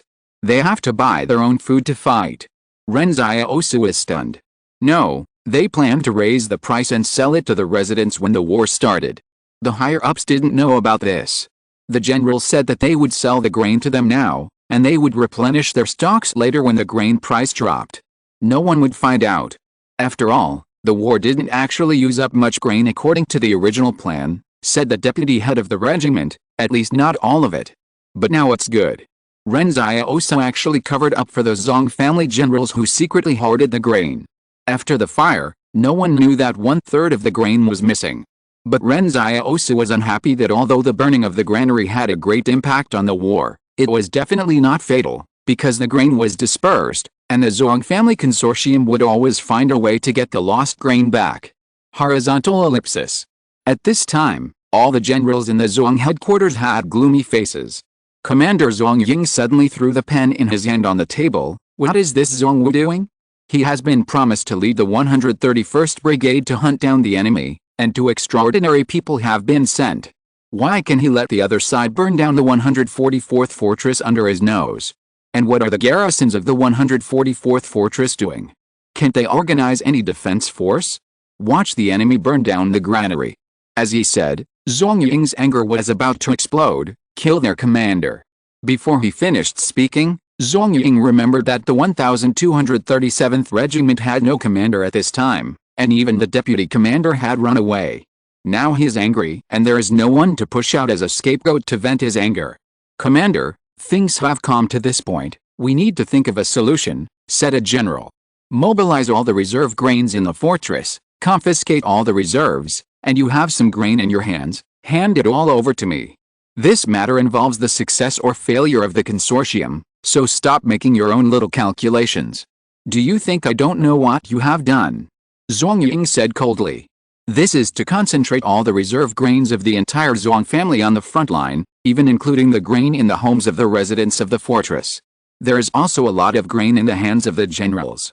When they knew that there would be a war, many generals began to buy up grain and hoard it in advance. They knew very well that if the war started, the price of grain would definitely rise. Don't look at the fact that a caddy of rice is only more than 1 yuan. Many people always think that this thing can make money. But when the war starts, the price of rice may be 4 or 5 yuan, or even 10 yuan. By then, the residents in the fortress will not starve to death, so the money in the hands of those residents will eventually be collected by these hoarding generals. 10 times the profit, who wouldn't want it? This is sucking the blood of the residents of the fortress. Suddenly, a general said, "The question now is what to do with the troops of the 178th fortress? We can't continue to allow them to cause chaos in the rear, can we?" Zhuang Ying was also in a bitter mood. He certainly knew that if the Sharp Knife Company continued to toss like this, there would be no need to fight. But now they already know what the Sharp Knife Company relies on. What can they do with this Sharp Knife Company? The so-called blitzkrieg in war is to use aircraft and tanks, tank troops, artillery, armored and motorized infantry and other arms to form a dense armored assault group, quickly break through the enemy's defense line with the coordination of the tactical air force, and quickly penetrate and maneuver to the enemy's deep targets, divide and surround the enemy, and thus carry out annihilation operations against the enemy. Now that they have no planes, they can only rely on tanks. On the battlefield, a tank with a speed of 60 per hour is called lightning, so what is the speed of 120 per hour? Compared with the speed of a steam train, the speed of our own tanks is like a tractor. How can we catch up? Launch the follow-up plan in advance, Zhuang Ying said coldly. If Fortress 178 thinks that they can win the war in this way, then they underestimate our Zhong family. I will make Fortress 178 wipe out everyone. That night, several floating bridges on the Blackstone River did not move in the waves. This was the supply line and lifeline for Fortress 178 to advance. They must be built very solidly, and the engineering battalion would repair and maintain them and replace parts every day. However, on the black surface of the night, hundreds of speedboats suddenly approached the floating bridge of the Blackstone River frantically. At first, these speedboats were propelled by the soldiers on the boats with oars, so that they could quietly approach the floating bridge about 10 kilometers away. But when they entered the 10-kilometer range, the engines of the speedboats suddenly started, roaring and rushing towards the floating bridge, and these speedboats were loaded with a large amount of TNT explosives. When the garrison of Fortress 178 near the Blackstone River discovered them, it was too late. Heavy machine guns roared as they tried to intercept the speedboats, but there were too many of them, and they were all determined to die, as if they were all willing to die. There were rumbling explosions, and before the speedboats were about to hit the pontoon bridge, the Zhuang soldiers on the boats ignited the detonators attached to the TNT explosives. The moment the detonator exploded, the TNT was also detonated, and the entire huge pontoon bridge was actually broken in the middle. As the Zhuang soldiers desperately hit the pontoon bridge and detonated the explosives, the pontoon bridge that the 178 fortress relied on to cross the river was broken and floated downstream. For a time, the Blackstone River once again cut the 178 fortress troops on both sides of the river into two parts. At this time, the 178 fortress troops on the north bank had no way to retreat and were also cut off from supplies. The generals of the fortress on the north bank looked at Zhang Jinglin. "Commander, what should we do?" Zhang Jinglin was in the military camp, frowning and looking at the raging flames on the river in the distance, prepare for a desperate battle. But the Zhuang family's plan did not end here. An elite force of the Zhuang family had already set out from the Alxer League in the rear, and plunged into the Gobi Desert, like a bayonet, straight to the northwest 178 fortress. If you're listening to this novel on a channel other than Fanfic World, it means they downloaded and uploaded it without effort. We cordially invite you to visit our channel, Mundo Fanfic Novelis. There you'll find the original version of this story, and you can explore many other novels of various genres. We're waiting for you to immerse yourself in a world of incredible novels. Chapter 446 Crisis. There is a Gobi Desert to the west of Alxer League. Nowadays, no one would go there for nothing. It is a place where no one lives. Therefore, at the beginning of the war, everyone knew that the straight-line distance between Fort 178 and Fort 146 of Zhuang Clan was not particularly far, but few people thought about doing anything in this Gobi Desert.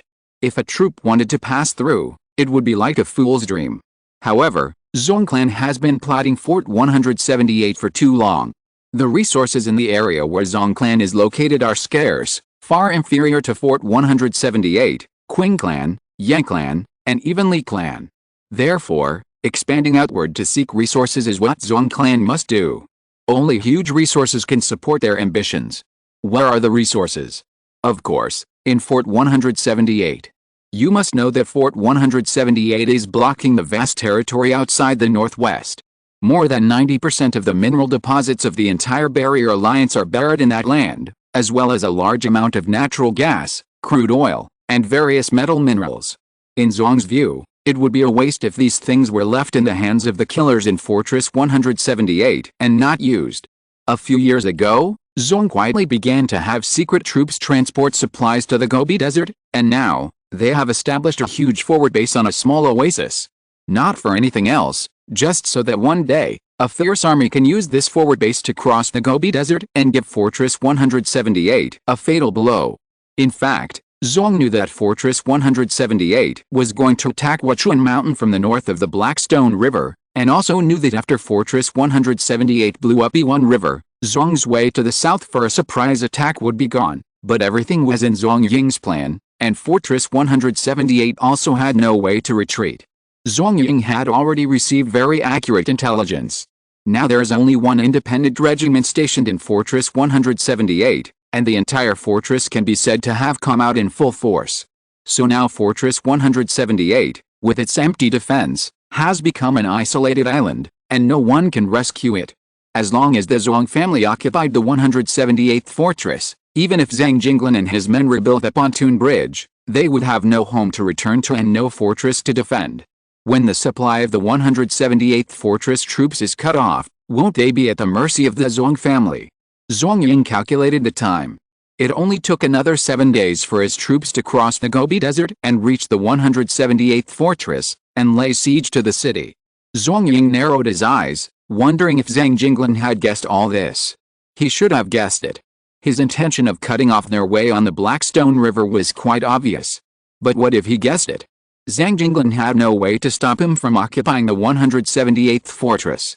So many troops had been lost and so many cannon fodders had been used before. Wasn't it just to attract Zhang Jinglin to the north bank of the Blackstone River? He was still more skilled. Although there was a small episode like the Sharp Knife Company in the middle, it didn't matter. No matter how powerful a company was, it could not affect the overall situation. Although the granary was burned, the Zhong family could still hold out for a month. This period of time was enough for him to kill the 178th Fortress Army. After all, Zhang Jinglin was also cut off from supplies, wasn't it? When he thought about defeating Zhang Jinglin, a famous general who had been famous for a long time, Zhong Ying was excited. At his position, only power and unprecedented victory could arouse his desire. Horizontal ellipsis. At this time, Hu Xingzi, the commander of the armored brigade next to Zhang Jinglin, looked at him and said, "Commander, the Zhong family cut off the retreat of our main force and must be planning to attack our fortress.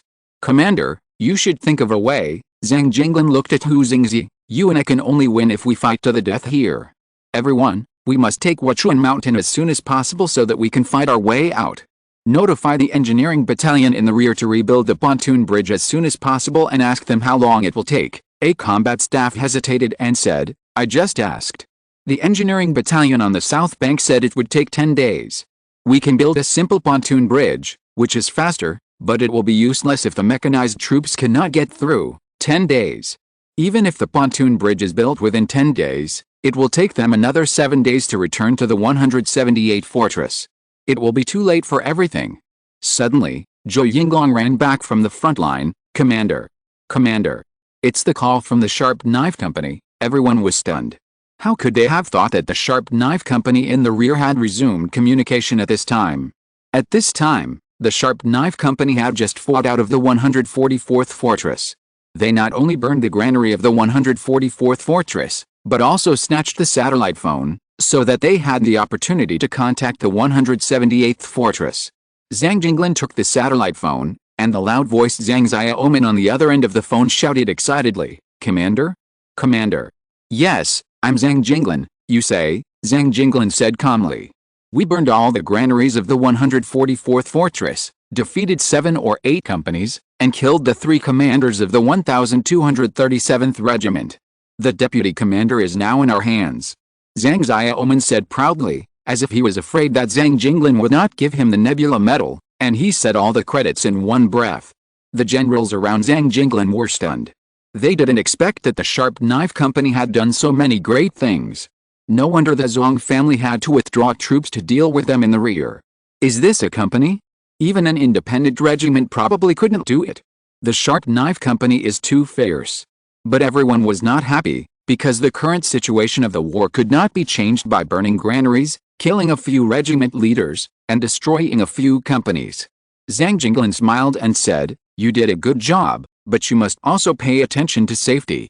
Don't worry, Commander, we have no casualties." The generals were worried again. They couldn't imagine how the Sharp Knife Company could do so many things without casualties.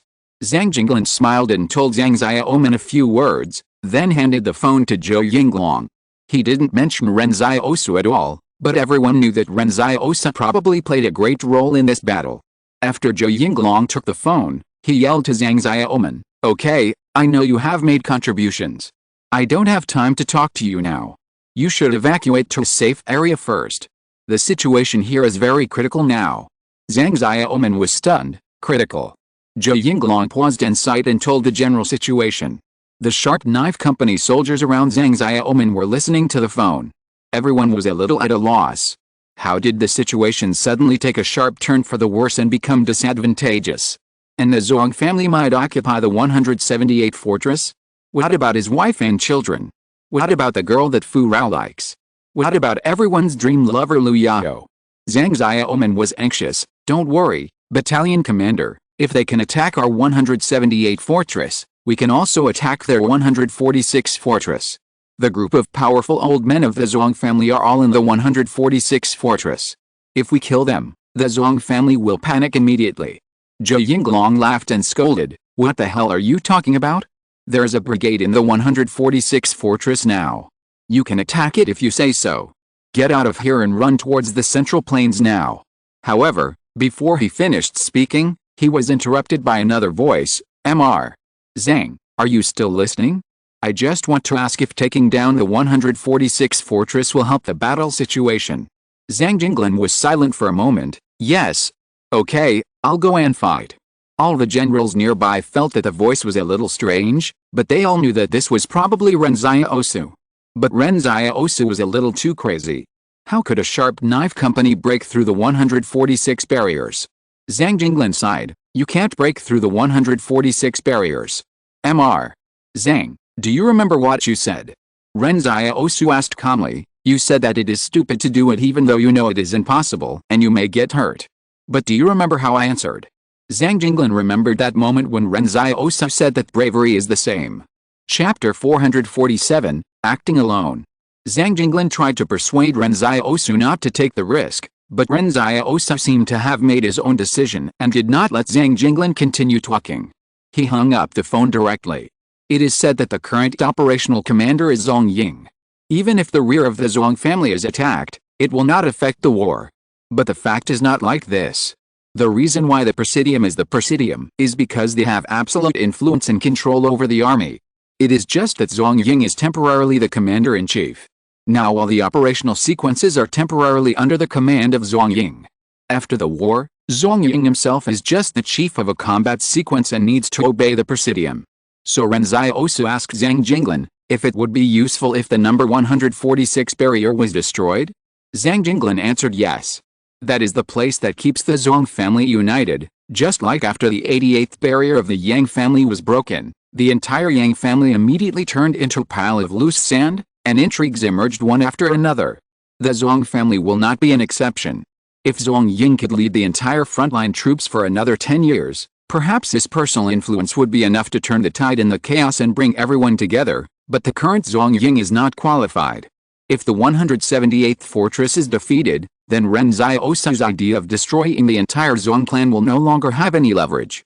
Maybe the Qing clan will also have ideas about the Zhuang clan in the future, but after defeating the Zhuang clan, the Qing clan will inevitably enter a long period of repair, and they will need a lot of manpower and material resources to rebuild the barriers after the war. Not only that, the Qing clan will also spend a lot of time to incorporate the barriers of the Yang clan and the Li clan, and hold those resources firmly in their hands and digest them. Ren Xiaosu hung up the phone, and Zhang Xiaoman and others were rubbing their hands. What should we do? Let's go and take down the 146th barrier? Haha, we have taken down the 144th, what else is missing from this 146th barrier?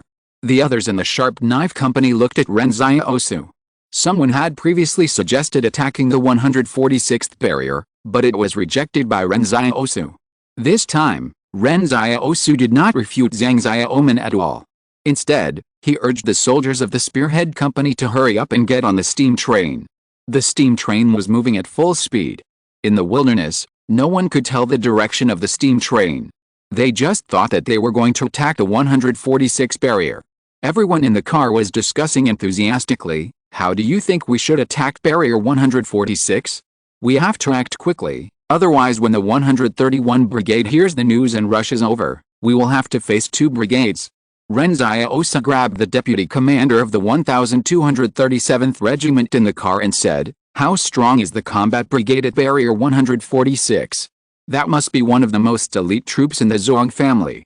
Their equipment is all the newest and best. This unit has always represented the image of the Zhuang family. Even the Zhuang family members who go there to gild themselves must be the most outstanding ones. Of course, they don't have much combat experience," the deputy commander said weakly. "You guys are not really going to attack barrier 146. I'm not saying this to discourage you, but if you guys go to fight barrier 146, it's really no different from committing suicide." What the deputy commander was thinking was, "If you want to die, don't drag me with you." As a result, the deputy commander looked at the direction of the steam train and said, "Hey, this road is wrong." Ren Xiaosu looked at him and said, "Be quiet and don't talk. I'll let you go with them when we get there, otherwise you can go to barrier 146 with me." Wait, there is a lot of information in this sentence. The deputy commander was shocked. The road the boy in front of him was clearly not going to barrier 146.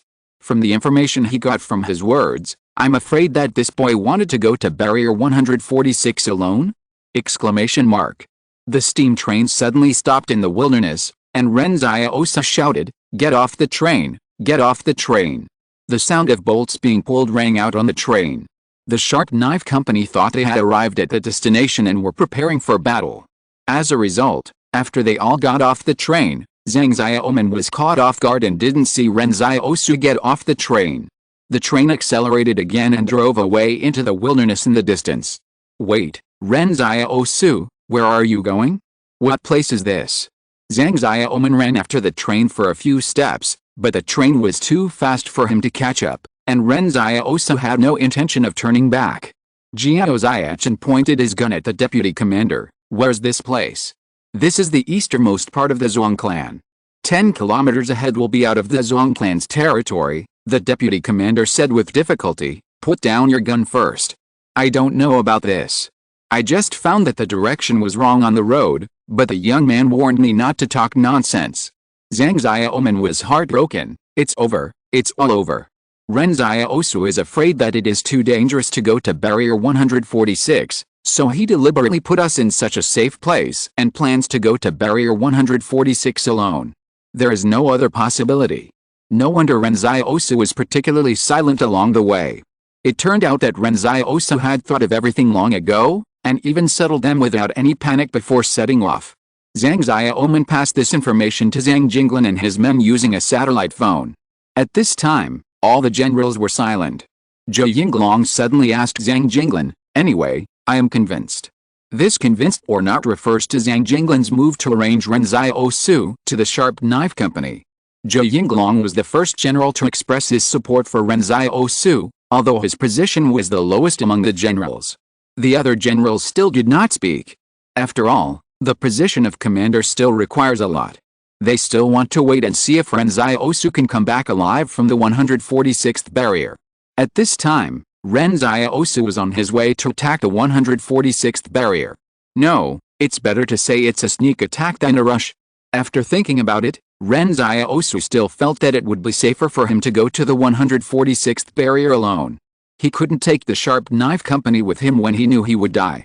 So he simply put Zhang Xiaoman and others far away, so that they couldn't come to help even if they wanted to. You know, it would take at least more than 10 days for Zhang Xiaoman and his men to get to the 146th barrier. Of course, Ren Xiaosu's considerations were comprehensive this time. If he was alone, he could have many ways to calmly enter the 146th barrier to observe the situation, whether it was climbing over the barrier or following the Zhuang family transport convoy. Anyway, a smaller target would have more possibilities. If he brought the Sharp Knife Company, he would really have to fight his way in.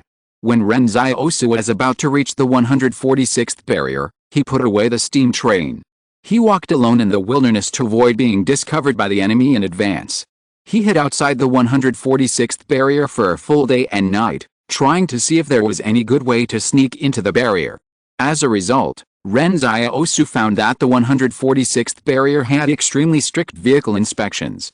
It could be seen from a distance in the sniper rifle scope that the soldiers in charge of the inspection actually had to open every box of supplies and never let go of the bottom of the car. Now, he could only climb into the barrier like he did when he climbed the cliffs behind Dingin Mountain. Fortunately, there was a gap in the patrol time of the city garrison. That 1-minute gap was enough for him to play. Chapter 448 Fortune Teller. Because of the desperate battle of Fortress 178 at Wachuan Mountain, the group of killers actually beat the Zhong family back step by step. The so-called principle of the army that is in distress will win is like this. It seems that Zhang Jinglin, who is on the front line, suddenly turned the fact that his retreat was cut off into a good thing. All the soldiers of Fortress 178 shared the same hatred and fought bravely without fear of death. Of course, this can only be achieved with years of belief, and it cannot change the precarious situation of Fortress 178. Zhang Jinglin has been silent for the past 2 days. When generals came to ask how to deal with the Zhong family's surprise attack on Fortress 178, he said that he had not thought about it. The generals felt a little strange. Commander Zhang seemed a little at a loss. On weekdays, he should be able to make decisions even on difficult matters. Now he is being led by the nose by the Zhong family? Even if Wachuan Mountain has been winning battles, so what? The hometown is almost gone. This matter made the generals a little angry. One general's heart turned a lot white overnight. Everyone's relatives and friends are in the fortress. Someone privately asked Lin Yuz, who was in charge of the canteen, how is the commander's appetite these days? This is because someone wants to see from the details whether Zhang Jinglin has a backup plan. If there is a backup plan, the appetite will probably be the same as usual. If there is no backup plan, then the appetite will probably be much less. The generals of the 178th fortress all knew about this. It can be regarded as Zhang Jinglin's quirks and habits that they figured out a long time ago. However, Lin Yu said with a bitter face, the commander hasn't eaten for 2 days. The generals of the 178th fortress all looked bitter. This time, Commander Zhang was so worried that he didn't even eat? Zhong Ying suffered a series of defeats. Although the commander-in-chief knew that everything would change in a few days, the problem was that there must be an explanation for the current situation. This explanation is to the Presidium. A war is not just about victory. During the war, there will still be a large number of people thinking about how to hold people accountable and how to exclude dissidents through holding people accountable. Many people are eyeing Zhong Ying's position. If the follow-up plan succeeds, it will be an unprecedented victory. To be honest, many people want to pick Zhong Ying's peaches. At this time, the Presidium has sent people to inquire, and Zhong Ying said that all this is the responsibility of Zhong Wu. If Zhong Wu had not left with the main force of the 131st Brigade, this would not have happened.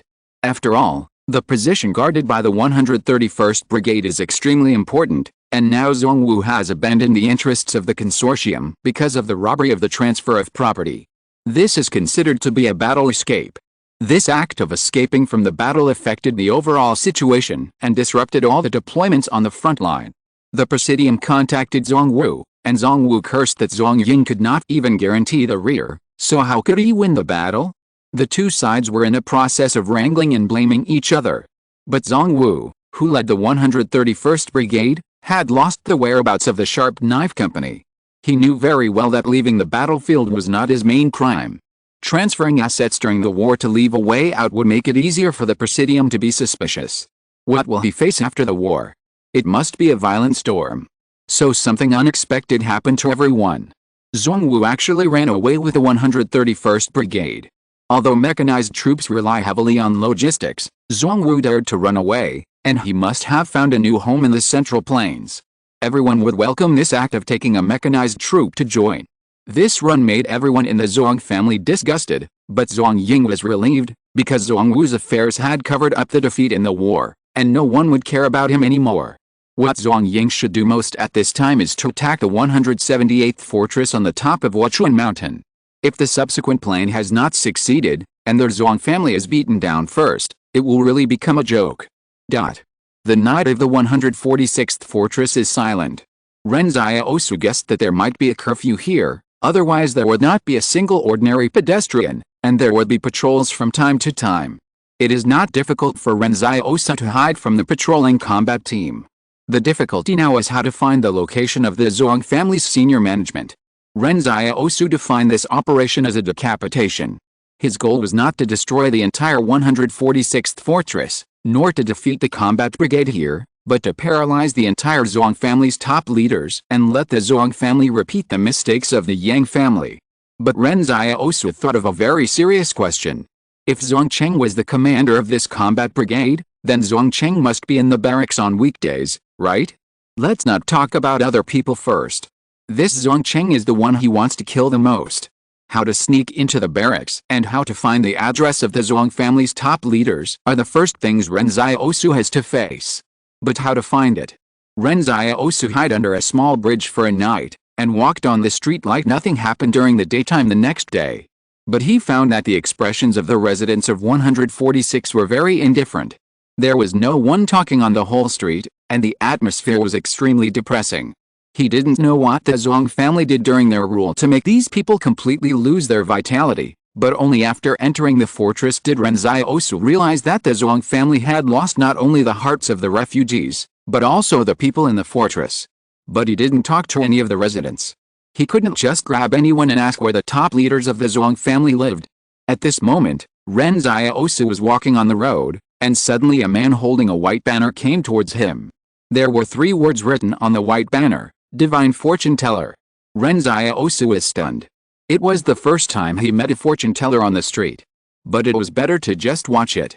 I heard that 100% of these fortune tellers were scammers who relied on cheating to eat and drink.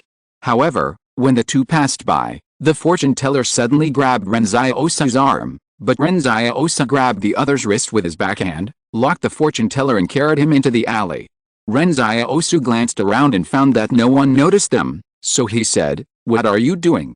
The fortune teller was in so much pain that cold sweats fell. Let go, I'm a fortune teller. I saw that you might have a bloody disaster in the next few days, so I want to tell you your fortune." "Oh," Ren Xiaosu laughed. Saying that others are going to have a bloody disaster is basically a routine. If you want to resolve this bloody disaster, you have to pay money. I'm not stupid. You can cheat others, but I'm not that easy to cheat. How can you be so ungrateful?" The fortune teller said speechlessly, "I really mean to tell you my fortune. I'm very accurate." "Accurate?" Ren Xiaosu sneered. "Then what can you tell?" "I can tell anything," said the fortune teller. "Then calculate this. Suppose the quadratic function f(x) equals x2 plus bx plus c takes its maximum value when x equals 1. What is the relationship between f1, f0, and f4? Fortune teller. Ren Xiaosu continued to sneer, "Can't you calculate everything?" Chapter 449 Bloody Disaster. The fortune teller didn't know whether to laugh or cry. "I'm a fortune teller. You can ask me to interpret dreams, predict marriages, and predict the future. But how can I do math problems? That's science. I'm doing metaphysics, not a job." Ren Xiaosu was silent for a while and said, "You can interpret dreams, right?" "Yes," the fortune teller nodded like a chicken pecking at rice. "I can interpret anything you dream about." Ren Xiaosu said, "Listen, I had a dream. I dreamed of a problem that said, suppose a quadratic function f(x). The fortune teller was stunned. What the hell was this dream? In this day and age, you can't tell fortunes without knowing functions, right? Exclamation mark. Is this something a human would do? Ren Xiaosu sneered, "You can't figure it out. You're really a liar." But the fortune teller suddenly said, "From your face, I know you should have a friend who is better than your family, but not related by blood. I also know that your life will turn around when you are 17, and you will face disaster when you see water." This time it was Ren Xiaosu's turn to be stunned, but he still didn't believe it. He actually lifted up the fortune teller and asked coldly, "Who are you and why do you know all this?" Of course, his younger brother was Yan Luan, and the biggest disaster that Ren Xiaosu had experienced in his life was before the flood. Even though the fortune teller said these things, Ren Xiaosu's nature was like this. He didn't believe that the other party had calculated it. Instead, it was very likely that some insiders took advantage of these things to approach him with ulterior motives. But the fortune teller saw that he didn't believe it and began to smile bitterly. I can see that you encountered danger when you were in your teens, but I'm afraid you don't know how to escape from danger. Your great place is in the northwest. If you still don't believe it, I can't do anything. Ren Xiaosu's hand loosened a little. Few people knew his past, even the people in the 113th market town didn't know. For example, he really didn't know how he escaped from the wolf's mouth. This fortune teller dared to say such a thing so confidently. Could it be that he really calculated it? Ren Xiaosu pondered and said, "You said that I will have a bloody disaster in the next 2 days." "That's right, the worst of the worst." "Too bad," the fortune teller said, "but I didn't look carefully just now. You have to let me take another look." Ren Xiaosu said without comment, "Then tell me how to resolve it." As he said that, Ren Xiaosu loosened his hand, but he was always on guard against any conspiracy or escape intentions from the other party. The fortune teller did not run away, but turned back to look at Ren Xiaosu carefully. Ren Xiaosu had a blank expression on his face. If the fortune teller said that he had to spend money to avoid disaster, he would kill the fortune teller in a minute. As a result, the more the fortune teller looked, the more surprised he became. It's not you who will have a bloody disaster, it's you who will bring bloody disaster to others. Ren Xiaosu. What nonsense. Ren Xiaosu's heart skipped a beat, but he denied it. I am a person who lives well in the barrier. Why should I bring bloody disaster to others? Are you really a resident of this barrier? The fortune teller laughed. You can't scare me with this. You are incompatible with the power of this barrier. If you live here for more than 3 days, this situation will not happen. Ren Xiaosu wondered why the fortune teller was getting more and more mysterious. He asked, "Then do you think what I want to do can be accomplished?" "Oh, I can't calculate this," said the fortune teller. "I don't calculate such specific things. I always just give a warning." "Then what do you want to tell me?" Ren Xiaosu frowned and asked. The fortune teller looked at Ren Xiaosu for a long time, and suddenly said in surprise, "Hey, why are there so many forks in the road? I have never seen someone like you. I can't tell you anymore." Ren Xiaosu was speechless. Wasn't it a waste of time? He held the fortune teller, and Ren Xiaosu believed it a little bit at this time. "Let's not talk about anything else, help me calculate where the person I want to kill is. If you can't figure it out, you can't leave today." "Oh," the fortune teller thought for a while and said, "It's in this barrier." Ren Xiaosu frowned and said, "Be more specific." The fortune teller broke free from Ren Xiaosu's arm and smiled and said, "Northeast. They will get together in the near future, but you only have one chance." With that, the fortune teller turned and left, but Ren Xiaosu didn't stop him this time.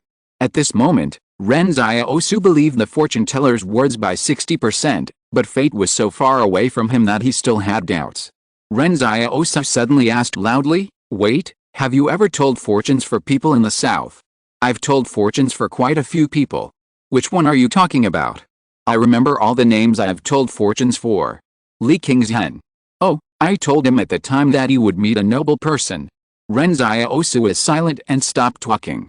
At this time, he actually believed at 80%. But, is there really such a magical person in time? Is the other party a supernatural person? On weekdays, Ren Xiaosu would treat everything he didn't understand as feudal superstition. As a result, this time he really encountered feudal superstition, and he didn't know whether he should believe the other party. Li Qingzhen had told him before that he met a fortune teller, who also said that he would meet a noble person and then enter the barrier.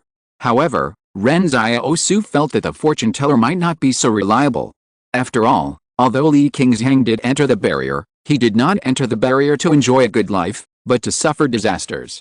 The main thing is that the fortune teller didn't say that there would be such a thing as experimental subjects in the barrier he entered. If he had really reminded him earlier, Li Qingzhen would definitely not have entered. Now Ren Xiaosu only remembered one sentence from the other party, that the people he wanted to kill would gather together in the next few days, and he only had one chance.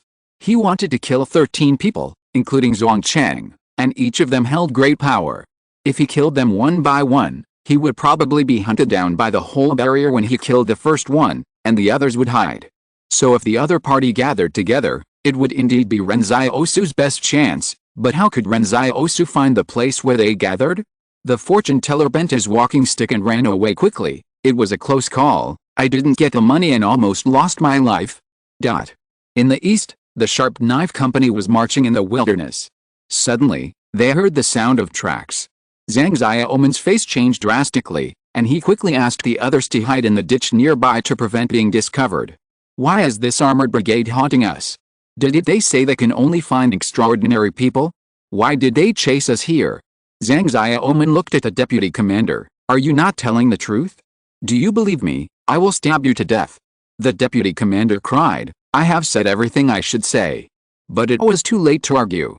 The armored brigade was already in front of them, but Zhang Xiaoman and his friends found that the armored brigade was not coming for them, but was heading to the Central Plains.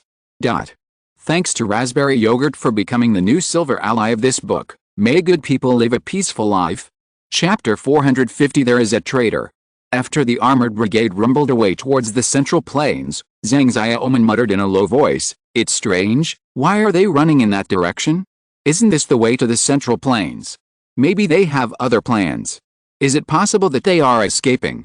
That's not right. Isn't it said that the Zhuang family has the upper hand now? How could someone suddenly escape? The soldiers of the Sharp Knife Company couldn't figure it out. However, just after the armored brigade marched for dozens of kilometers, it was suddenly stopped by a smiling young man. This young man was none other than Li Shenton. Zhongwu, the commander of the 131st Brigade in the armored brigade, shouted in the communication channel, Press over, don't care who he is, press over. But when the armored brigade came in front of Li Shenton suddenly raised his right hand, and the whole ground was like waves, and a wall of earth suddenly rose up. The armored brigade had to brake quickly, otherwise it would hit the thick wall of earth and the armored vehicles and tanks would be scrapped in minutes. Li Shenton smiled to himself. I was still worried that I couldn't help Ren Xiaosu, but then an armored brigade came to my door. Do we need to control them? Si Liren asked curiously. Of course, Li Shenton smiled. Do we need to drive them out of the armored vehicles? How can we hypnotize them in the armored vehicles? Si Liren asked curiously. Sounds can also hypnotize people. The whole world can be the background. As he spoke, Li Shenton suddenly picked up a small stone and flicked it from his fingers. The stone landed on a tank and made a crisp sound. The sound sounded strange, as if there was a kind of shocking power, but the soldiers in the armored brigade looked dazed. However, even a transcendent like Li Shenton felt a little stuffy in his chest, as if this was the limit of what he could do. Li Shenton adjusted his heart rate and said to the armored brigade, Where's your brigade commander? Come out. Zhongwu walked out of an armored vehicle and came to Li Shenton blankly. Hu Shuo, who was standing next to him, just came out of the woods. Xiao Liren, look what I brought you. Haha, I found a melon field. It was summer, and the melons were ripe, but Hu Shuo was stunned when he saw the armored brigade in front of Li Shenton. Xiao Liren's eyes lit up. Grandpa Hu Shuo is so awesome. Li Shenton glanced at them, then turned to the armored brigade and said calmly, When you hear the snap of fingers, go to the 146 barrier. Remember, after breaking through the barrier, only kill the people of the Zhuang family. Do not use mechanized equipment, and do not kill innocent people indiscriminately. With a snap of fingers, the armored brigade turned around and left, running straight towards the 146 barrier. Hu Shuo said curiously, You didn't kill innocent people indiscriminately this time. Li Shenton silently looked at the huge box behind Si Liren. I always thought I was right before. Even if anyone stood in my position, they would have no scruples like me. What about now? Hu Shuo laughed. Li Shenton sighed and said, Some people are like torches. Even if they leave, they will always leave something behind. But I'm a little curious, why do you only stay here and not go to the Zhuang family? Hu Shuo asked, If you go, wouldn't you be able to help them more? Li Shenton took a watermelon from Hu Shuo's arms and smiled, Let's not talk about it, just eat the watermelon. The Sharp Knife Company saw the armored brigade rushing all the way, and immediately got out of the ditch and continued to walk towards the hinterland of the Zhuang family's territory. As a result, they didn't walk far before they heard the sound of tracks coming back from behind. Zhang Xiaoman was in a bad mood and took the lead to crawl into the ditch again. The Sharp Knife Company was speechless. What were they doing going back and forth? Were they chasing them for fun? Will it ever end? But this time, the armored brigade came back faster than when they left, as if they were in a hurry to do something. The Sharp Knife Company was confused and felt that something was wrong. Horizontal ellipsis. The Battle of Wachuan Mountain has been protracted. Fortress 178 and the Zhuang family have been fighting in this vast mountain range. The cruelty of the war is vividly reflected here. In order to seize the 129th position, half of Zhou Yinglong's entire vanguard battalion was destroyed. This position alone has changed hands more than 20 times. Zhuang Ying had just escaped the punishment of the Presidium. He no longer had a fluke mentality, but passed the pressure to the generals below, ordering them to defend the position before the Gobi troops arrived at Fortress 178, and die on the position. As for Fortress 178, everyone had no way out. Not only that, everyone knew that Fortress 178 was in danger at this time, so almost everyone was angry and crazy. Zhou Yinglong had not slept for 2 days and 2 nights. Position 129 was more difficult to fight than imagined, and every time he captured the position, he almost relied on his extraordinary ability. A huge gray wild boar appeared from Zhou Yinglong's side again and rushed towards the 129th position. The wild boar was so savage that it was not even afraid of the heavy machine guns. But Zhou Yinglong was not Ren Xiaosu. He had a limited time to use his abilities each time. In the past 2 days, he had exhausted his mental strength many times. His eye sockets were sunken and he was almost exhausted. The second company commander next to him advised him, "Battalion commander, you should take a rest.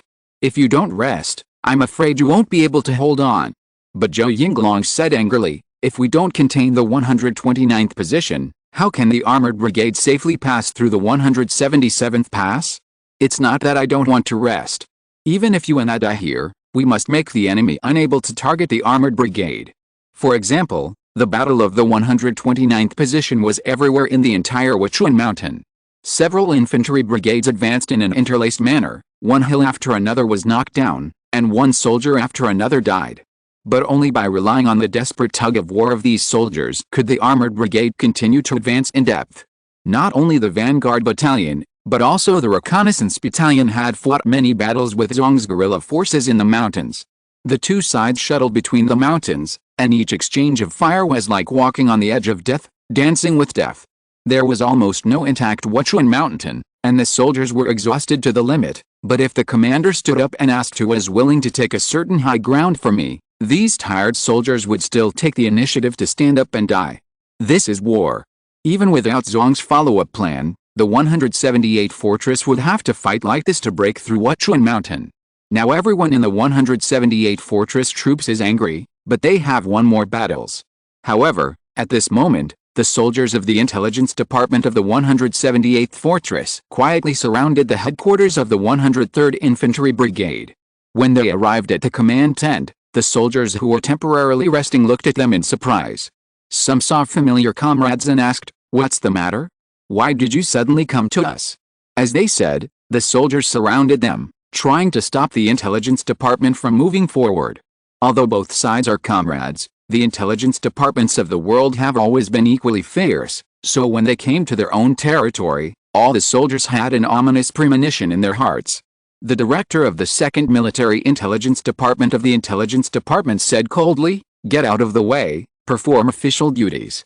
The soldiers of the 103rd Infantry Brigade still wanted to stop them, but they suddenly found that Zhang Jinglan was also walking over in the distance accompanied by the intelligence chief Wang Fengyun. Even Commander Zhang appeared, and the soldiers of the 103rd Infantry Brigade completely gave up their fluke fantasy and made way. The 2nd Military Intelligence Department walked into the command tent and brought out the brigade commander Li Xiong inside. Zhang Jinglan looked at Li Xiong and asked, "Why?" End of this chapter. Thank you very much for reaching the end. Don't forget to like. Looking for more exclusive content and immediate access? Subscribe to our Patreon. Remember, every like, subscription, or donation encourages us to continue. Thanks to everyone. See you in the next video.